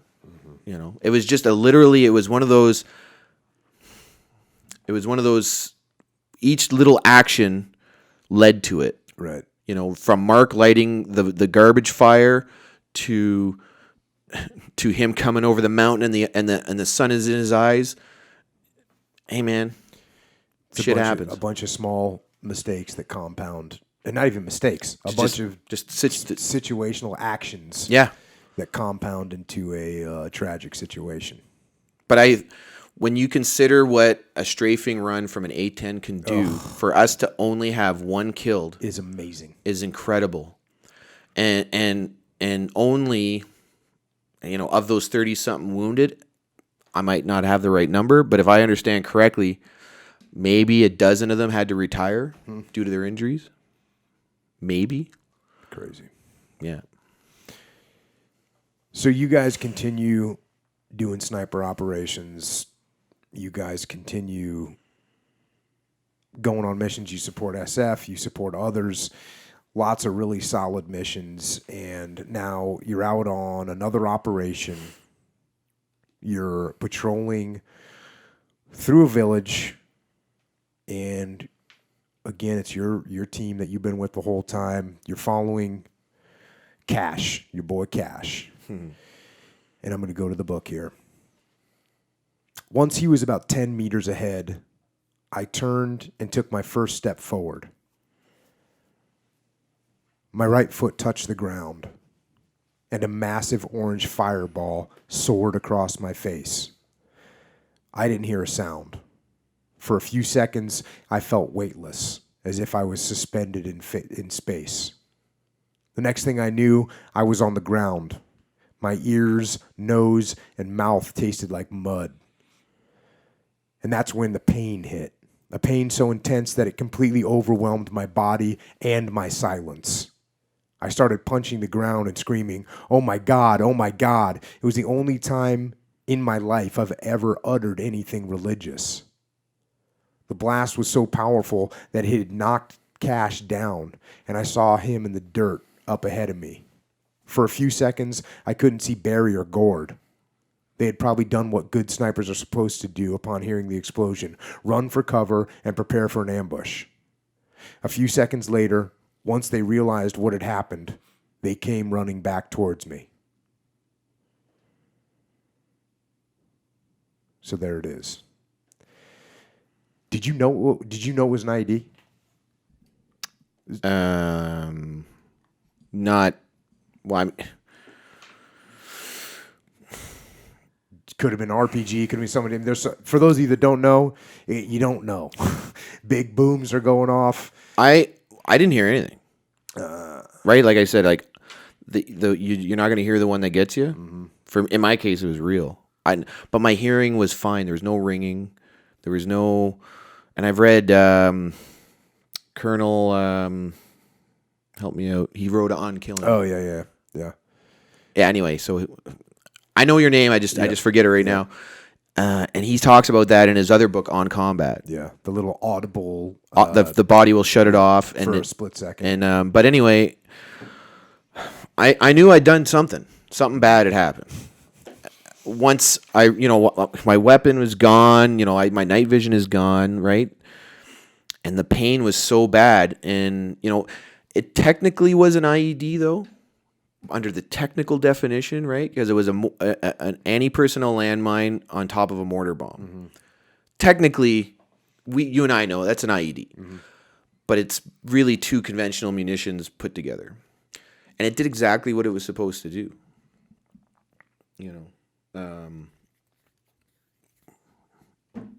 It just it's one of those things of war where there's no rhyme or reason about who's going to get what or when or where. Because everyone else in your patrol just walked over it. I was the last guy. I remember the first time I was ever getting shot, I was in Humvees, and I'm going over a bridge in Baghdad. And again, this is going back to what you were talking about, like when you don't really know what's combat's like. Yeah. And I'm looking up ahead of me at the Humvee ahead of me, and I see these, like, someone's throwing cigarettes out the window. And I go, it's like, who the hell is smoking? We don't even have any, who's smoking right now? And how are they smoking 1,000 cigarettes at a time? Smoking so many cigarettes right now. And then why are there why are these things sparking when they hit the ground over there? And why is there sparks? Oh, okay. Newsflash, we're getting shot. We're under effective fire. Yeah. And it's one of those things. But my point is that you don't always know what's happening. Yeah. And, in the urban environment, you didn't know where shots were coming from. Rounds would be going overhead. You could not tell where they were coming from. Yeah. If they're hitting something, you can kind of get a general idea. But you don't always know what's happening. And, all right. So now, going back to the book here, my mates were all around me now. The next hour was the longest of my life. I was in absolute agony and trying hard to stay positive. I was also trying hard not to think about the possibility of bleeding out. With each passing minute, I was growing weaker and weaker. Every time I closed my eyes, it was harder to open them again. I knew that if I lost consciousness, it was over. Barry and Gord were standing over me. "Do you think I'm going to make it?" I asked Gord. "Of course you're going to make it. Never give up, bro. You know that."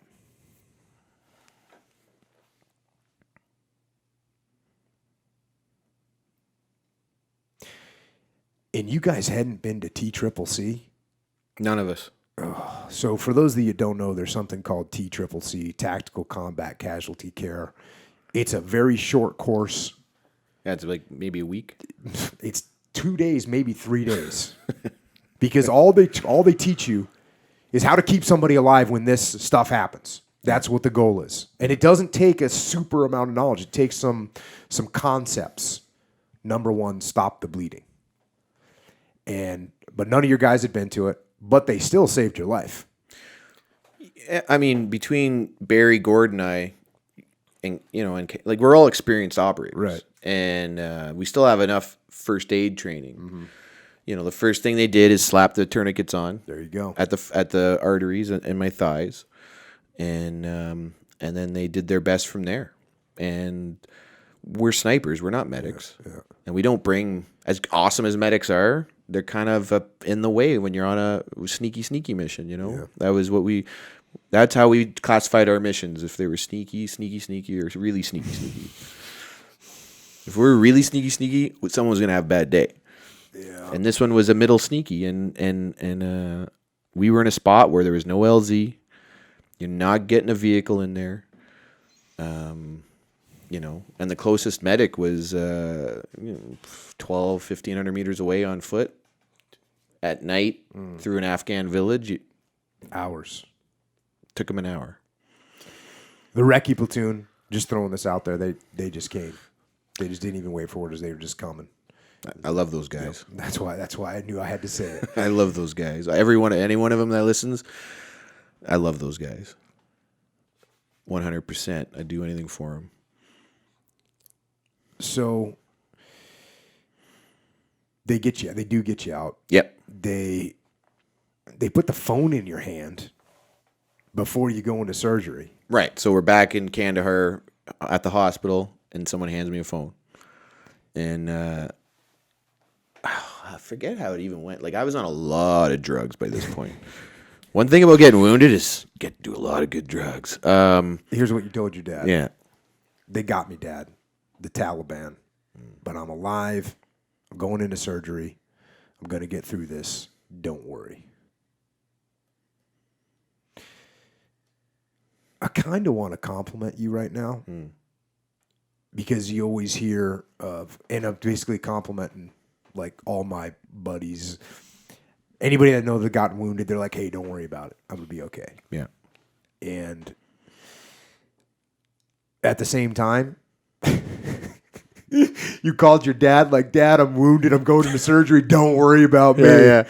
You know, that's why. Actually, what's funny is Mikey Mansour, who was one of my guys, got killed in Ramadi, and I mean they were in grueling, sustained combat every single day, firefights.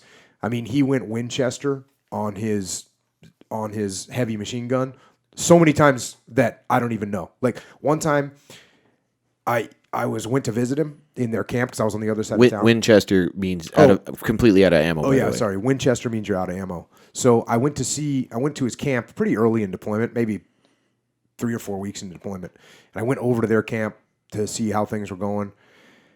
And someone's like, "Oh, go check out the video that Mikey made." And I go, "Okay, cool." And Mikey shows me this video, and it's like a firefight happening. Yeah. And he's filming. He's sticking the camera up above the wall, and then he turns it back on himself, and he says the name of the part of town that they were fighting in was called the Malab district. And Mikey points the camera at himself, and he goes, "It's the Mulab." And so I'm looking at him laughing, and then me being Mr. Professional, and I go, "Hey man," and he's a new guy, right? And I'm Jocko, and so I go, "Hey man, what are you doing filming when there's a firefight going on?" I go, "You need to get your gun up. Like, I don't want to see this again."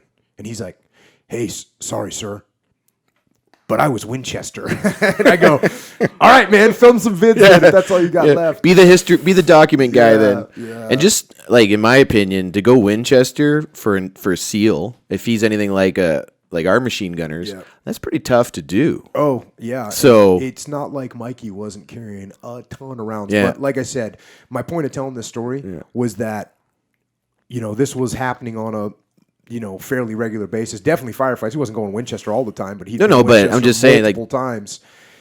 And he was in,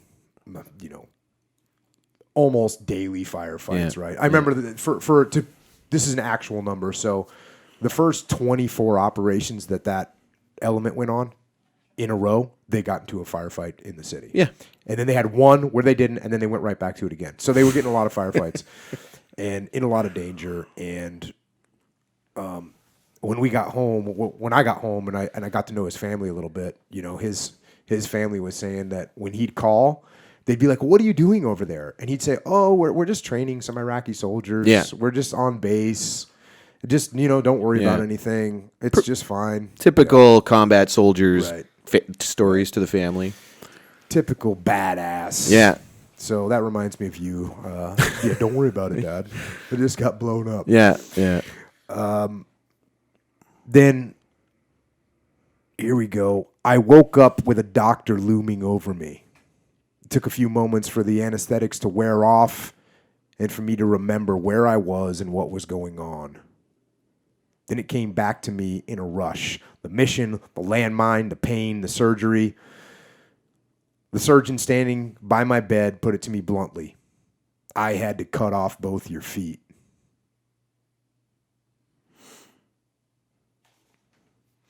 Boom.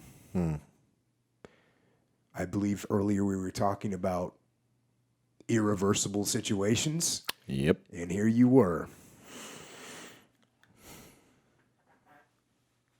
Was that real to you at that time? Or were you basically, hey, I'm happy I'm alive? Like, I got a SEAL buddy that got blown up. Yeah. And actually, he didn't get blown up. He got shot. Okay. And anyways, one of my buddies was talking to him. And he's like, bro, man, I'm really sorry about, because he lost his leg. He goes, bro, man, I'm really sorry about your leg, And he goes, fuck my leg. I'm happy to be alive. And I got to be honest, I didn't think that. yeah. Soldiering is done on your feet. And I immediately went into defensive mode. Half my brain said, you tell that fucking guy to go back and get that one of the feet and put it back. And the other half is saying he's a pro. He knows what he's doing. If he took, because we knew one was gone on the scene. That was the one that detonated the device. The landmine did exactly what it's supposed to do. It blew my foot off. The mortar bomb shredded my other foot. And on the scene, I remember as I was getting put onto the stretcher and getting put onto the ambulance that was finally able to get to us because they literally plowed a road to me with a combat bulldozer and had the ambulance behind it. The medic from Recce Platoon said, hey, man, your left foot, we got it back into place, so it looks like it might be okay, so, but your right foot's gone. And I was like, oh, okay, whatever. And again, at this point, I'm like so out of it. So when I woke up and he says, yeah, I had to take both feet. Huh? And in my mind, I'm thinking like, well, how am I gonna do this job? Okay, and then I go into depending on whose manual you're reading or which doctor wrote it, there's certain number of steps to grieving, and they say losing a body part is like losing a family member or something.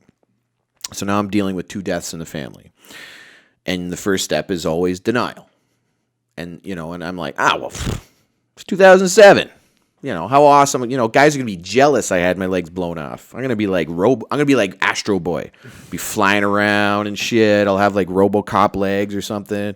It's cool. It's 2007, right? Everything's digital. And I kind of, whether it was the drugs and or the endorphins from going through all that, but for that first, until I was out of Kandahar, that was my attitude. Right up to the boys all came in to see me off because we went from, so I think I spent another day in Kandahar. They flew me to Bagram, and then I flew to Kuwait, and then from Kuwait on to Germany? Yeah, but Landstuhl. Longstool? And so every stop, though, we picked up wounded American servicemen, and I think there was one other Canadian. But so I just, that's how I felt, right? And then once I was in Germany, I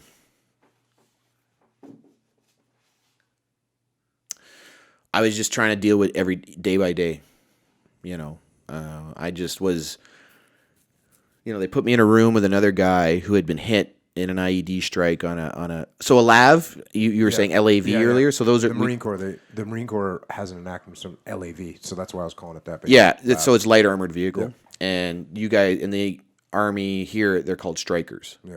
except ours have turrets, and I think yours has like remote 50 cals or something. They're all made in London, Ontario, Canada, by the way. So, yeah, I was just trying to deal with each day as it came, because now there's no training for this, right? In casualty simulation, it stops once you're declared dead or evacuated, right? So now I'm at a stage where I'm like, okay, I'm in a room with another Canadian dude in an American Army hospital, and I don't know what's next. And every time I'd look down, there's no toes to wiggle. It was just, so I'm like, okay, well, I'm just going to try and deal with this. Just deal with it. Just deal with it. Just deal with it. And I was in that mode for weeks. You know, I'm waiting. I think I was waiting for a point where someone was going to give me my diagnosis, you know, or the conclusion. Mm-hmm. Or like a prescription, like, okay, here's what you're going to do now. This is what, not just with your legs, but with your life. Yeah, this is what's going to happen. You're going to do this. You're going to follow these steps, and at the end, you'll be deploying back to Afghanistan, which is how it was going in my mind. Mm-hmm. You know, I don't know what you're going to read next, but I was convinced I'm going back to Afghanistan. Mm-hmm. That's it. Like, just that's it. Whenever, you know, the Navy or the Army wants you to know something, they send you on course. So, you know, I was on sniper course, and then you go on driver course, you go on tactical combat casualty care course, yep. TCCC. So as you're saying this, that's actually the next portion that I was going to okay. read. And here you go, exactly what you were just about to get into. From that point on, I made it my mission to learn to walk again. I treated rehab like a military course. When the military wants a soldier to learn something, they send him on a course. So that's the approach I took with my rehab, the mission mindset right there. But at the same time, now we start going into the fact that it was obvious that the military system just couldn't quite cope with my needs. Sure, I was offered help with all sorts of things, from rehab to finding a home, but no one truly understood the needs that are particular to a returning soldier. And neither did I. So you didn't even know. I mean, how do you know? But that's what I'm saying. How can you know? There's no course for that. There's no prescription. There's no course. There's no training. You know, and our military medical system was we have lots of medics. We have doctors for things like sprained ankles and you know, you hurt your back on a ruck march, whatever. Lots of guys and girls that do that.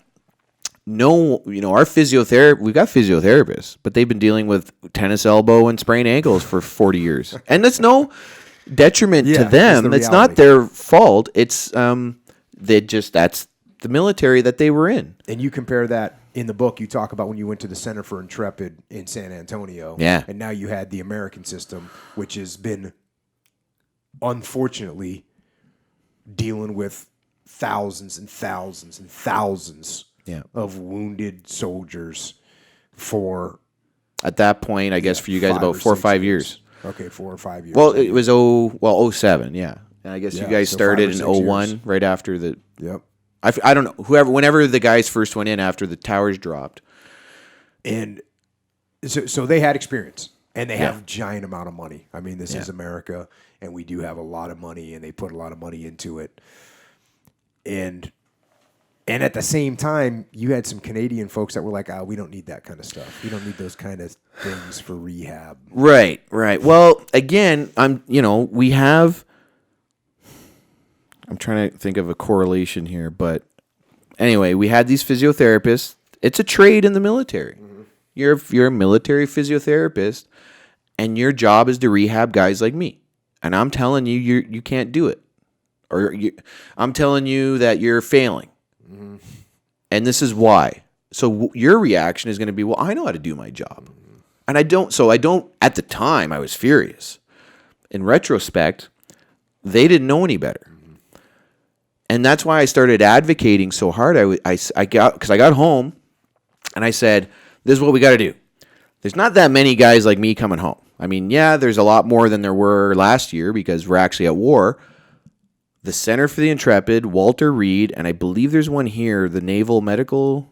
Is that? Yep. Yeah. Naval Medical Center, Balboa. And there's Bethesda as well. So, Well, I've heard of 3. Okay. San Antonio, Walter Reed, and the one here.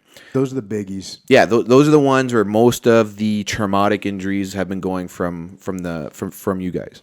So I said, let's start sending a pair of physiotherapists down with for every physiotherapist we send down, or for every 2 casualties we send down, let's send down one of our physiotherapists. And in 6 months, that physiotherapist will get more experience dealing with more injuries with more patients than they could ever hope for on base Petawawa, where 2 Brigade is.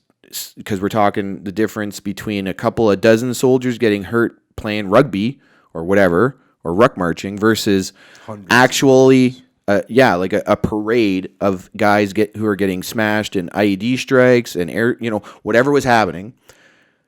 I was standing there, and the guy who ran San Antonio at the time he was a Green Beret physiotherapist. So I don't know if he was one and then the other or how it worked, but so he's the lead physiotherapist. And I remember this Marine walked into the room, and he had both legs gone above the knee. So he's on the taller leg prosthetics, and he was blinded by it because he had been burned or whatever. And this guy, he's in full uniform. He screams the guy's name. He's like, Jones! And he tackles him. And they start wrestling. And I'm like, yeah, I want that. Because the hospital I was in, and again, no offense to the hospital, I got great medical care for the standard. Right. To their capability. To their that they capability. Knew and understood at that time. And it's not like it was bad, but it wasn't what would have been best for me being a soldier. So I'm like, because I'm in a hospital where it's knee and hip replacements and amputations from diabetes. So it's a lot of older people. I was probably one of the youngest people in the hospital at 30. I was definitely in the best shape. I remember the first physiotherapy session, she hands me a 4-pound beanbag weight with a strap on it. She says, strap that around your leg and, try and do maybe 15 or 20 leg raises if you think you can. And I'm like, Where's the squat rack? I'm like, so I strap it. I'm like, 4 pounds. Is that enough? And she's like, oh yeah, we don't want to start too hard. Nice, sweet lady, great person. I loved her. Doing the best she can. She's with doing what she knows. She's doing what she knows. I strap the thing to my stump, and I start doing leg raises. And she comes back 10 minutes later. She's like, so how many did you get done? I'm like, I don't know. 487. Maybe 250. She's like, oh. And I'm like, yeah, I'm in shape. It was just meat and bone smash. I don't have any other injuries here. But there at San Antonio, the lead therapist is tackling and wrestling with a blind, legless Marine. And I'm like, that's what I need. I need to be around soldiers and people who know how I think. And I can't help, again, and I'm not trying to criticize or be overly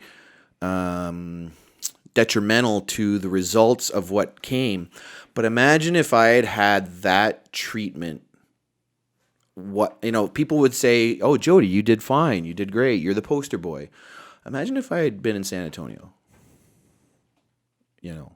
where Could have been faster, you think?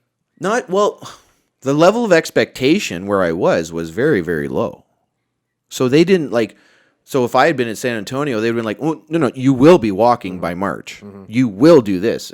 Whereas where I was, because that's how they do it, it's like, well, we'll see where you're at, and this and that. And there was no one for me to mentor under.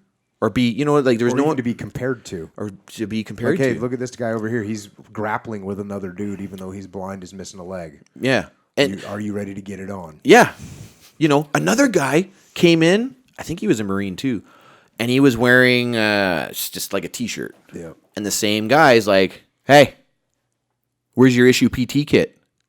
The Marine Corps doesn't play around. And well, this was the Green Beret guy, right? Oh, but okay. Roger because that. they're all it's a mixed force, Yeah, right? yeah. There's Air Force, Navy, Marine, whoever's there. There was a Navy. I believe she was Navy EOD who'd had her arms blown off, and she was recently in that Range she's in 15 Range movie. 15, right on. I think it's the same girl. I've only met one girl who had both her arms blown off by an IED, but so I imagine it's her. But anyway, he expected you to be a soldier, regardless of what happened to you. You're gonna maintain that persona, son.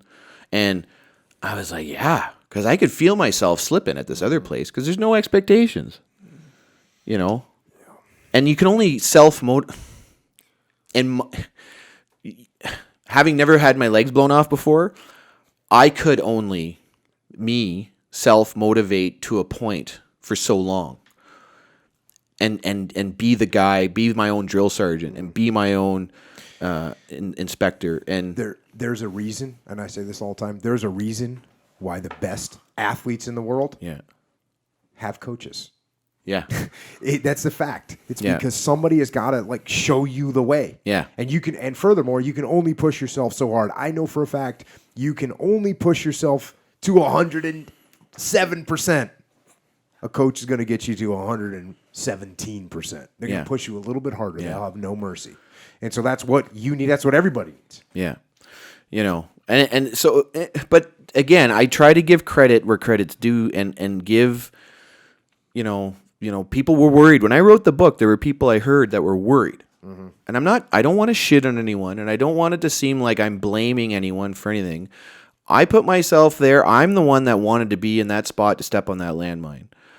My only expectation was that others would have put the preparation into their mission as I put into mine. And I do feel that there were some at very high levels that maybe didn't take things as seriously as they should have, or realized the consequences of what was coming, and take best practices from places like Walter Reed, San Antonio. Because when I said, send me to San Antonio and send a Canadian physiotherapist with me, and he or she's going to learn in the 3 or 6 months I'm there more than she will in 20 years at any Canadian base, it was, oh, well, we appreciate that, Mitic, but you know, we're working on a Canadian solution. And I was like, well, that's going to be awesome once you figure out whatever the fuck that is. What about me? I'm talking about now? right this second. We have a facility willing to take us. So did they send PTs down there? No. Because here's the backroom stuff. The politics. Jody, what would the civilians think if we were sending our soldiers to a different country's medical centers? When we got hospitals right here. Now, again, what we were getting at the hospital was not bad care. Yeah. You know what I'm saying? Do you understand the distinction I'm trying to make? No, Okay. It was the best care to the capability and the knowledge and understanding that they had, not only of their job, but of the people that they were working with. Yeah. In other words, if you got a 72-year-old diabetic that has an amputation, the 4-pound weight is good, and that you can try and transfer that over to Jody Mitic, who just got off the battlefield 3 weeks ago. Yeah.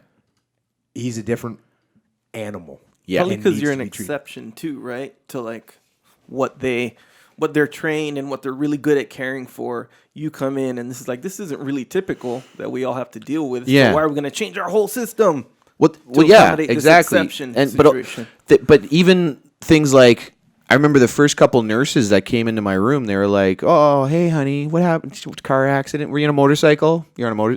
Really? Well, losing your foot is very typical of a motorcycle accident. But they didn't. And I'm like, oh, I stepped on a landmine in Afghanistan.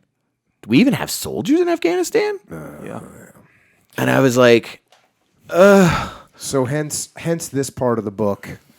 Ironically, one of the biggest emotional problems I had to deal with was the anger I felt towards a medical system that did not seem to be able to respond appropriately to my needs. Now, you ended up putting on weight because you couldn't exercise, and you do give a little shout out right here to the Dairy Queen. And you say the Dairy Queen is delicious when you're depressed. Oh, it's so good. Oh, it's so good once it hits the lips. Oh, with the peanut butter cups and the swirly ice cream. I might have to So- get one right after this, Jocko. We might have to find a Dairy Queen up in here. So, in conjunction with the therapy sessions, I also started taking an antidepressant to help control my moods. And then there was the other kind of pain, the physical kind. I was still using painkillers to dull the pain that was there each and every day. I needed that relief so badly, but in the end, that too caused me tremendous suffering. And I turned into something I never thought I would be, an addict.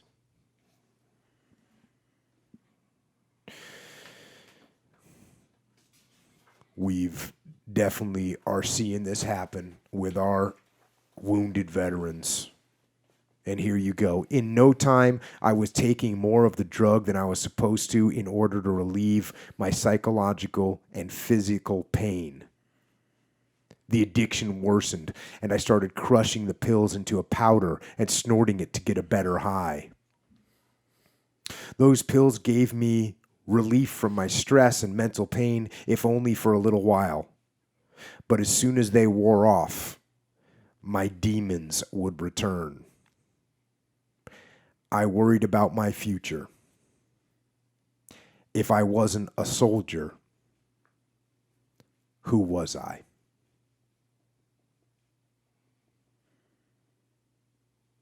And you've already said that a bunch of times. That feeling of, everything you'd been in your life. From when you were a kid, that was what was inside of you, and then you were able to act on that and become that soldier, serve in combat, get after it on the battlefield. My whole adult life. I became a man in the military. I joined as a 17-year-old, 174-pound, 6'4" skinny weakling, and I grew into the man that you see. And that question, when I was reading that, when I had a buddy that retired the other day, he 25 years, and I just said to him, I said, "How was it cleaning out your locker?" Because I don't know what it's like for you guys, but in the SEAL teams, you have a locker, and that's your whole career is physically represented, and the lockers are big. They're walk-in lockers. They're awesome. oh wow, like They're each big. guy has a walk-in Every locker. guy has a big drying. We call them a drying cage. We call them cages because it's just made with chain link based material. Basically, But each guy has everybody his own. has their own. They're almost as big as this office. Right. And you got cruise boxes in there, and it's your whole career is physically represented of everything you've ever been issued, anything that you picked up along the way, trinkets, just everything is in your drying cage. Right. And when you retire, you go, you clean out your cage, it's empty, you sweep out the floor, you load it into your van, you drive home, and that's it, it's over. Yeah. And so I said to my buddy the other day, I said, how was it cleaning out your drying cage? Because for me, I wasn't even worried about retiring, didn't even think about retiring. I'm like, okay, I got to go do this, got to do the ceremony. I'm all good, come back, cleaning out my cage. And I'm like, oh, this is over. And for me, I spent 18 out of 20 years out here on the West Coast, and all within like a stone's throw of the different buildings. All within these certain number of buildings. Yeah. Since I was a kid. Yep. And the question, so when I was reading that you wrote this, that's what I was thinking about. What my buddy was thinking. If I'm not a soldier, if I'm not a SEAL, then what am I? And that's a tough question to answer for a lot of guys. It's brutal. And it comes back to what we were talking about before, dwelling. Right. It was really hard for me because I didn't choose to leave, right? I'd always imagined I'd be wounded. I don't know why. Visualization is very important, in my opinion, in our line of work. And so I'd always tried to, envision being wounded, okay? But it was like the cool scar across the cheek or like some shrapnel in the rib cage I could show off at barbecues, and talk about when I'm like 80. I'll be like, yeah, I still got some Taliban metal in there. But no, it's that or it's a body bag. You don't think about the in-between. Even our system, right? Our medical system in Canada, About the in between. lots of body bags, lots of bandages. But the in-between part, they kind of dropped the ball. Yeah, and years ago, World War I, probably World War II, you wouldn't have made it. No. They wouldn't have had to deal with you. No. Because you would have bled out. They didn't know TCCC. They wouldn't have gotten you Casovac. I mean, it would have been, you would have died. That's all there is to it. Double amputation. Yeah, forget about it. So they just didn't have that back then. Vietnam, it got a lot better in terms of the Casovac situation. They get helicopters in there a lot faster. That's why you got a lot more wounded. But figuring out what you're going to do next. And you held on to it. You held on to it. You tried to hang on to it. Because you decided, you know what, I'm going to still be a soldier. Yeah. You got done with, you did a half marathon. Yeah. But after that half marathon, you were just too beat up Yeah. from that. Yeah. And you decided that, well, here's what you put in the book. I tell people that Jody the soldier was wounded in January of 2007, but it took him about 2 years to die, to let the soldier in you Yeah. go. And I'm going to continue. Of course, this wasn't an easy decision for me, and I was filled with rage and anger. And again, I started using Oxycontin as a relief from the pain of loss. It became my problem yet again, but I deluded myself into believing I had it under my control.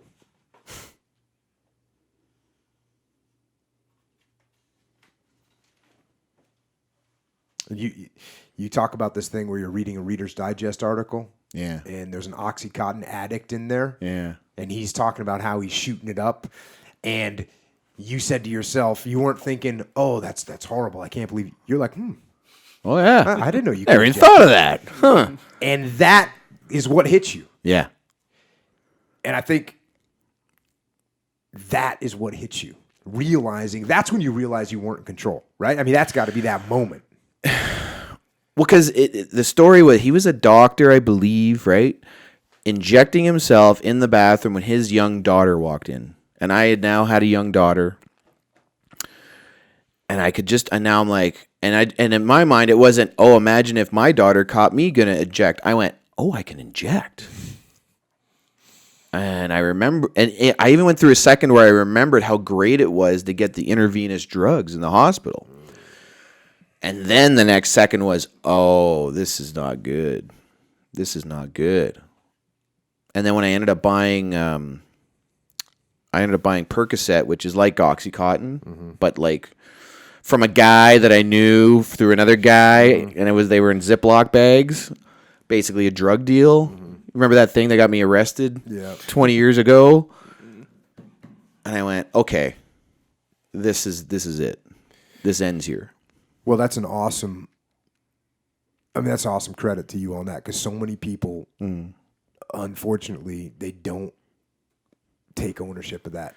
They don't say to themselves, you know what? I am addicted and this thing is controlling me. Yeah. And they always say things like just what you said, oh, I got this under control. I can stop if I want to. I just don't want to. I need it. I'm in pain. There you go. I had to take it. Yeah. And I would ask the doctors, I would say, how do we get me off this? And this was still, 07, 08, 09, I think it was 2011 before I finished or got off them. They still had, in Canada anyway, hadn't realized what Oxycontin was capable of. And so the doctors, it's like 3 days of withdrawals. It's fine. Don't worry about it. Those withdrawals were worse than being wounded. Those 3 days, here's your quote. Yeah. Those 3 days were absolute horror. Quitting Oxycontin was harder and more painful than getting blown up in Afghanistan. Yeah. Because it was 3 days.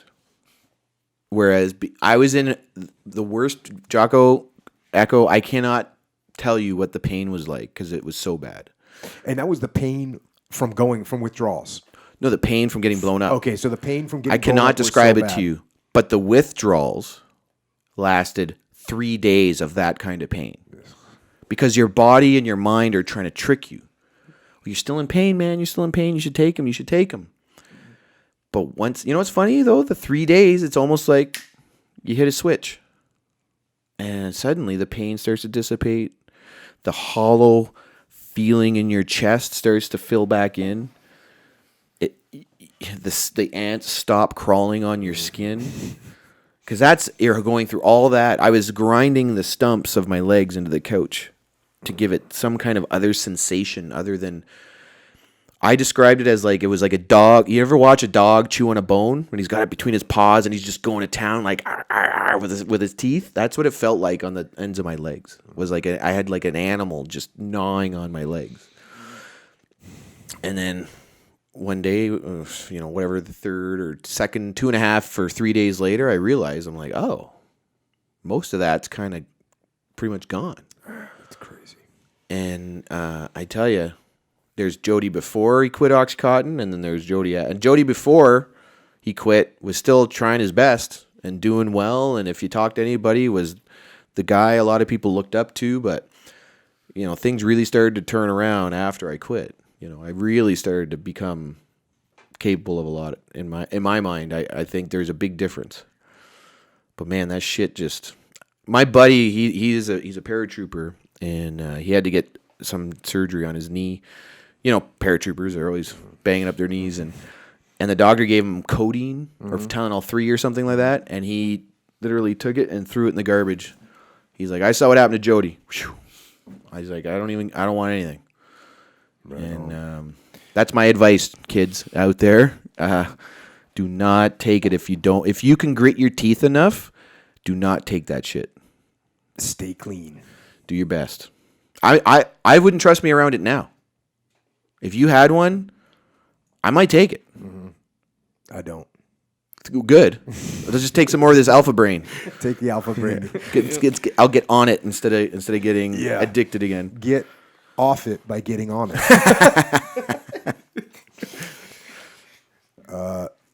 So now you get through it. You're not addicted to Oxycontin anymore, and now it's, what am I going to do with my life? Yeah. And here you go. What did I actually want and what was possible? And could I really put my military past behind me and pursue something else that would make me feel fulfilled? But it was time to stop asking questions. It was time to find some answers.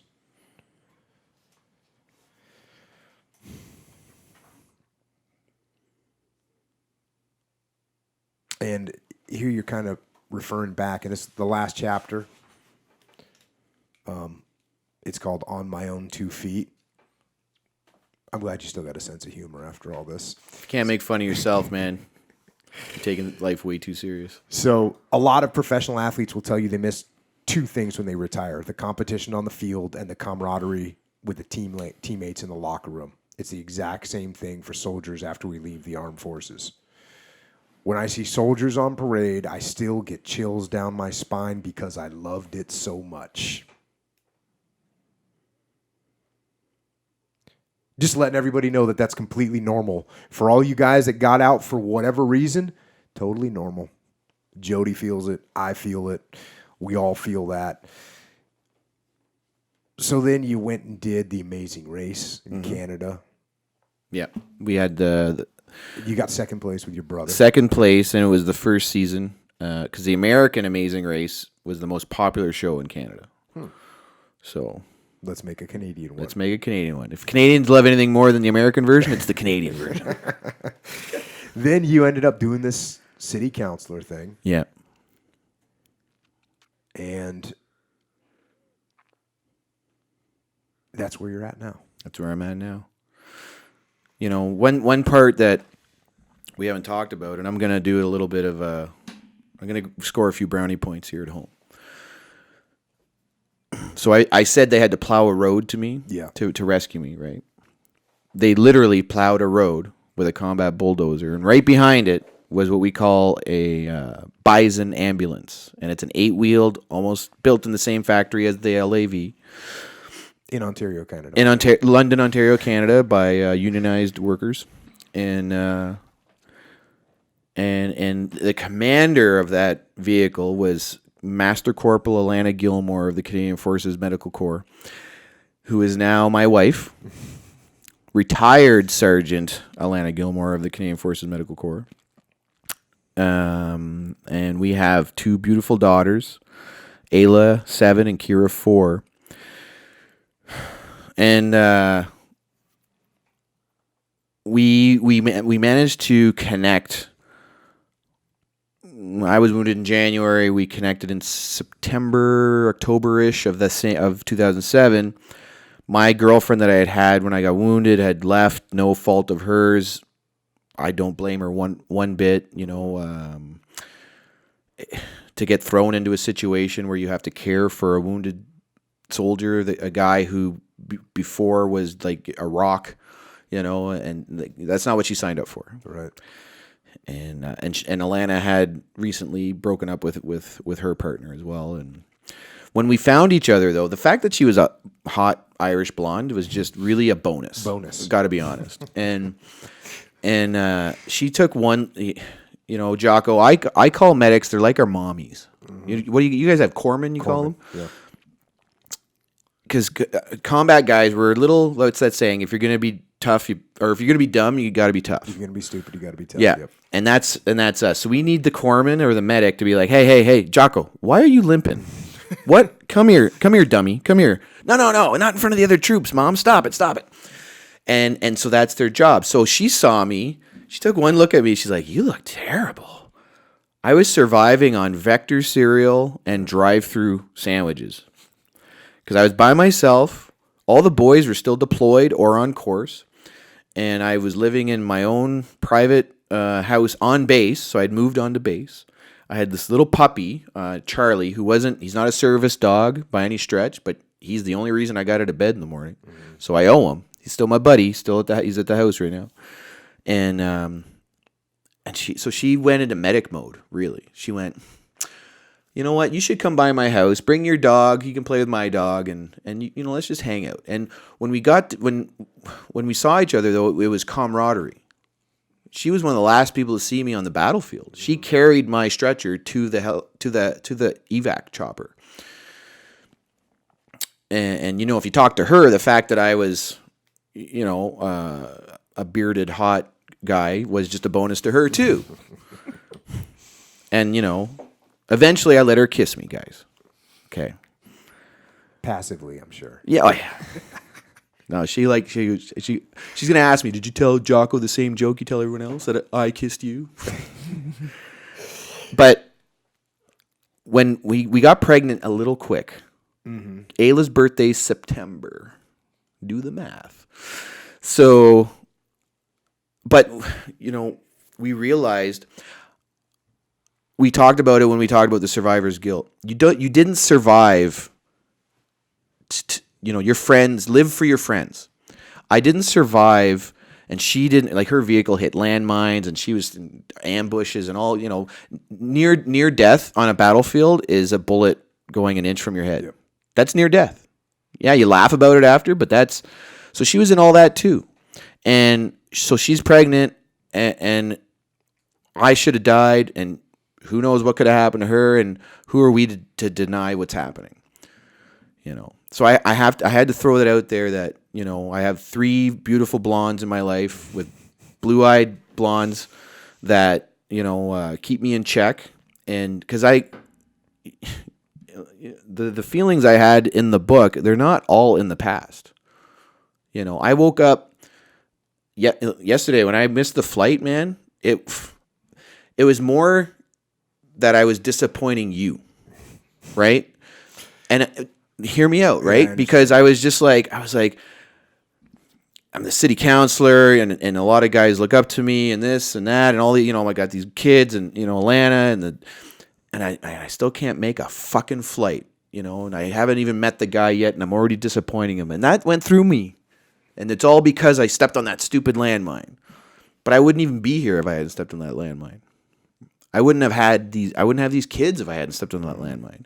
After my second fiance walked out of the house, and my, you know, like that's my joke. I like all good soldiers. I have 3 ex-fiancés and a dozen ex-girlfriends sacrificed to the queen, because we still swear allegiance to the queen, because it's real. That's, like you said, the teams come first. Mm-hmm. And I had said, well, I'm going to retire at about 44 with 25 years in. So why don't I just start kids and all that then? And I'm sure my life would be fine if I hadn't stepped on the landmine, but would it be as fulfilling? Would I be as broad, or would I be as complete? Mm-hmm. I'm sure I'd be a kick-ass spec ops sniper somewhere doing something, but I couldn't imagine, like, if I had a wish to not step on the mine, but I wouldn't get to keep the kids, I'd step on that mine 10 times out of 10. And so I had to, I had to throw it in there and give credit to Alana for what she did for me. And also my friends and family, right? Nobody does it. No one's a rock,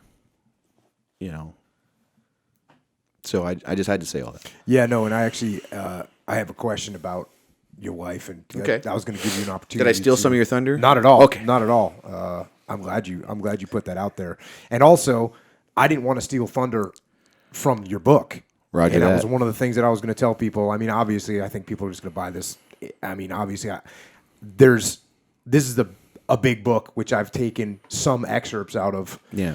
And there's so much more in it when you read it and you get the whole package. One of which is you explaining these relationships with your wife, with your kids, and how that happened,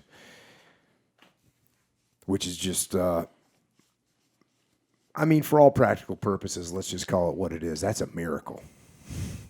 Yeah.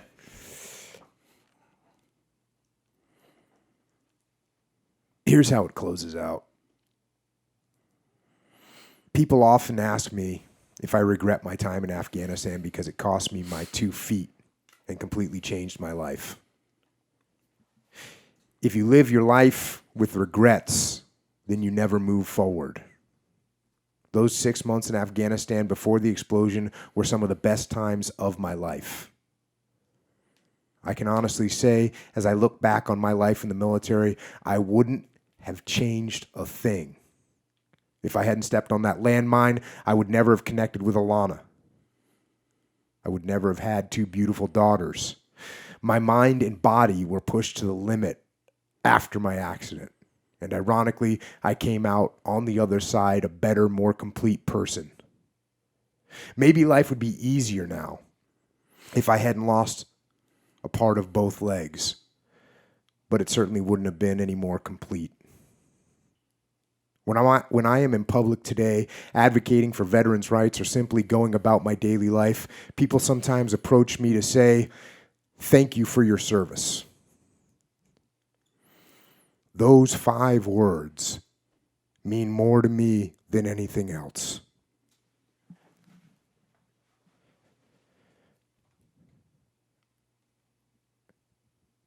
And now I'd like to say something, Jody. From me, and on behalf of every American, Canadian, Brit, Australian, and the rest of the free world, thank you for your service and your inspiration to all of us to overcome obstacles and to make a difference in the world.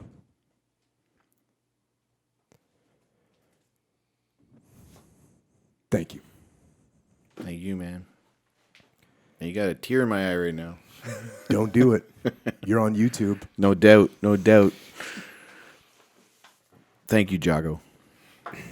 Thank you, too, for your service. Don't thank me. And I think that's going to be enough for tonight.